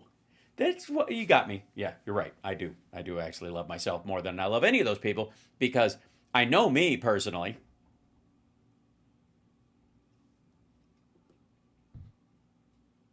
You would understand these people have a predatory hatred of you and your family. Well, to them, I would say, then come get some, Barack. I don't think so. I don't think anybody with a predatory belief towards my family would have created something like the ACA. I don't think they would be pro-infrastructure or pro-union or any of that kind of stuff.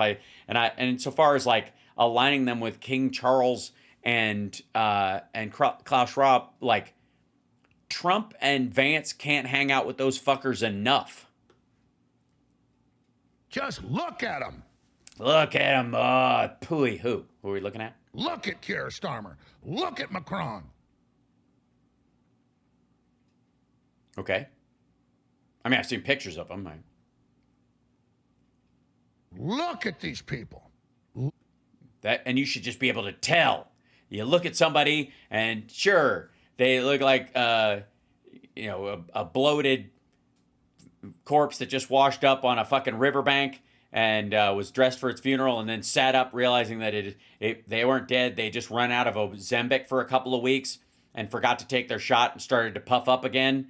And you're like, oh, okay. Like, you look at that person, you're like, I can see exactly who that person is. He's a flim-flam artist. He's obviously full of shit and is selling, supplements with lead in them to gullible assholes who've been watching him since he was on, I don't know, cable access. I'm just spitballing. I'm not talking about anybody in particular. Look at Hillary Clinton. Just look at him. Well, I mean, is there a new reality show or they're all on at once? Is there a Big Brother that has yet to be launched? I mean, obviously they're better to look at than you are, right? Maybe that's the point. Look. Is this his way of saying, don't look at me, I'm disgusting? George Soros. Look at Alexander Soros. Look. Their actions are pure evil, and they look like serial killers or something, because they are. Yeah, dude, you look like a trucker who was pulled over with a body in your cab. What are you talking about?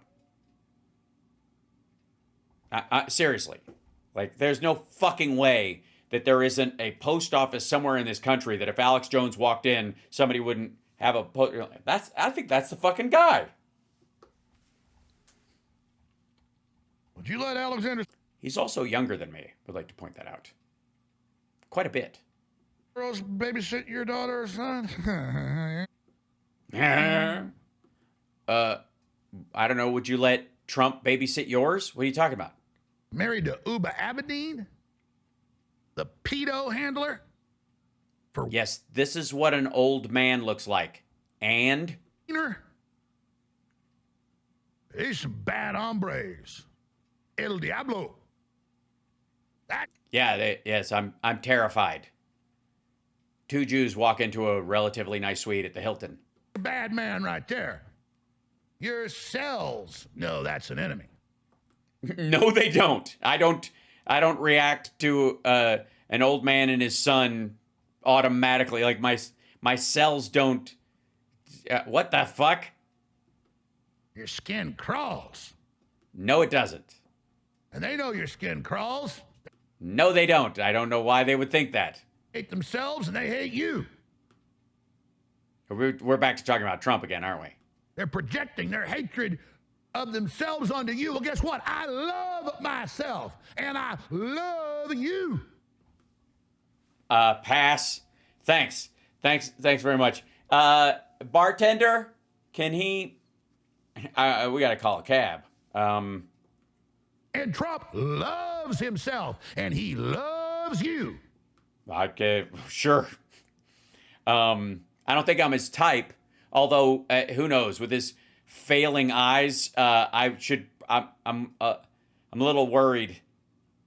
Probably should wear a cup if I ever visit the White House, is what you're saying. I love you. They hate you. All right. Well, who needs Jesus? Check, please. Who? This is an argument, is it? That's what this is? Shit. Start loving yourself or start being a slave. Are you saying that slaves are incapable of self-love? That's terrible. Secondly, I'm not going to do it on camera. God, it's so simple. Blah. Blah. You know what? I don't even know why you bothered to tell us you love us all. Doesn't that noise sell it?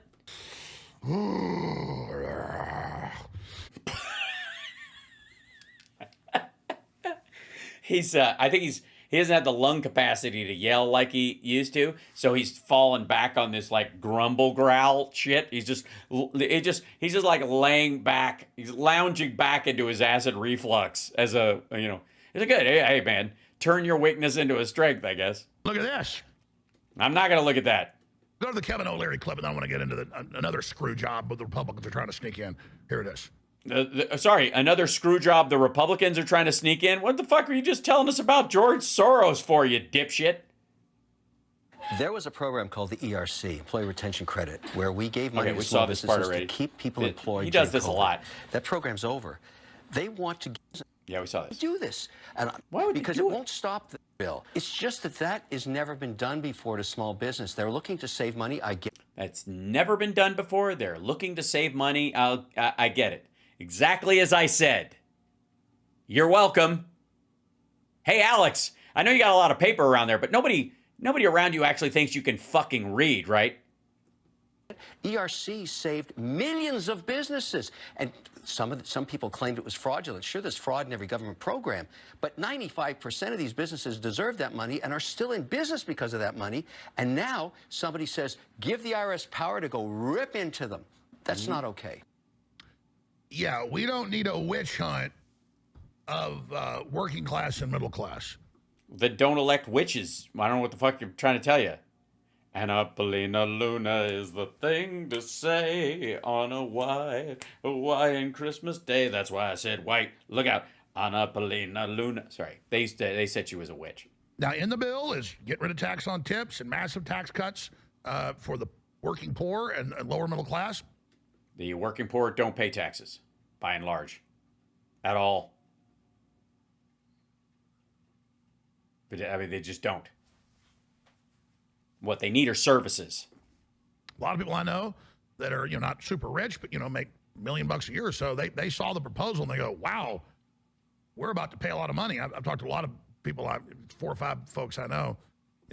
Yes, the only people you talk to are millionaires. We get it. Yes, man. Anyways, you were saying something, man of the people or something. Separately, they're like, but we've looked at the numbers. It's what needs to happen.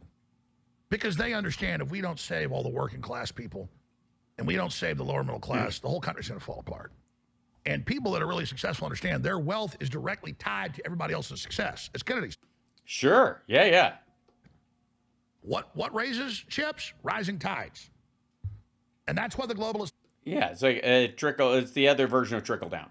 ...is failing because even a lot of rich people and elites went, wait a minute, we're going to make everybody poor and starve them to death, and we'll... And, sorry, you've spoken to Elon Musk, right?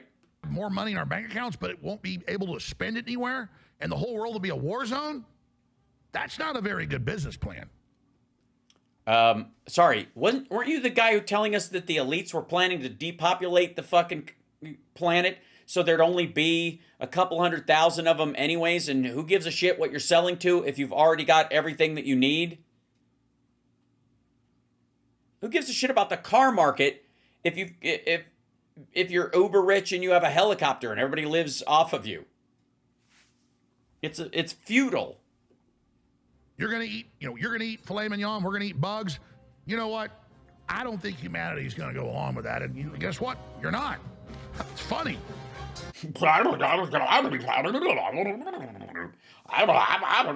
This is the kind of modern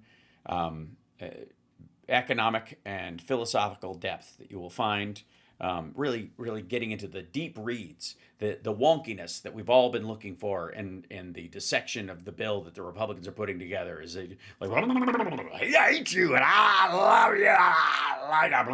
That's great. I wish that, is there some sort of a graph or schematic that explains what the fuck is up with this dumbass? I think you're just like me, and you know what? You are. No, I am not. I am not. I do not daily make excuses for Jeffrey Epstein's wingman, you tit. So let's start acting like we're the majority and acting like we're the good people. Hey, asshole, you have been doing that. You are the majority in the House and in the Senate, so what are you yelling at everybody else for?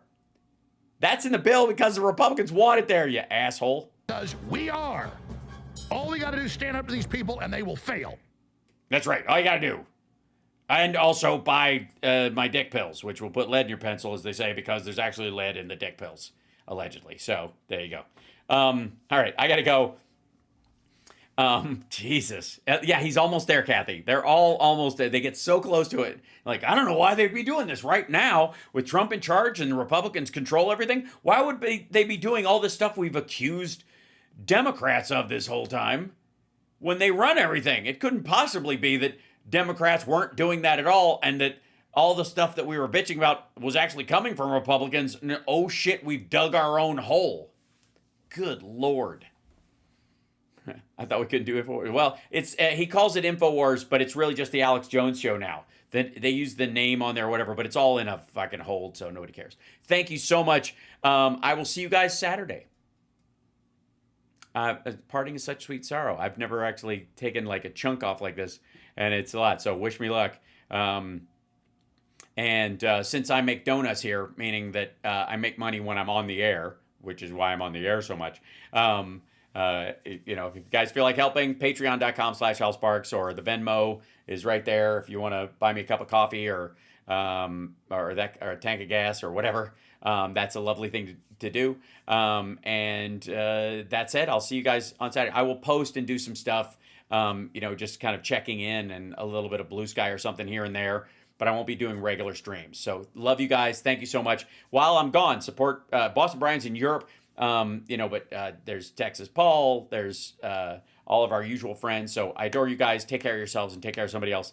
And I'll see you in a little bit. It's kind of a little sad. And it's not even going to be that long, but it's kind of it's just a thing, So no, I feel like we need something slower. Yeah, so I gotta hit the road, kids. I gotta see a man about a mule. No. Yeah, don't forget the Major and Phil. That's true. Thank you so much. I'll see you guys later. Take care of yourselves. Take care of somebody else.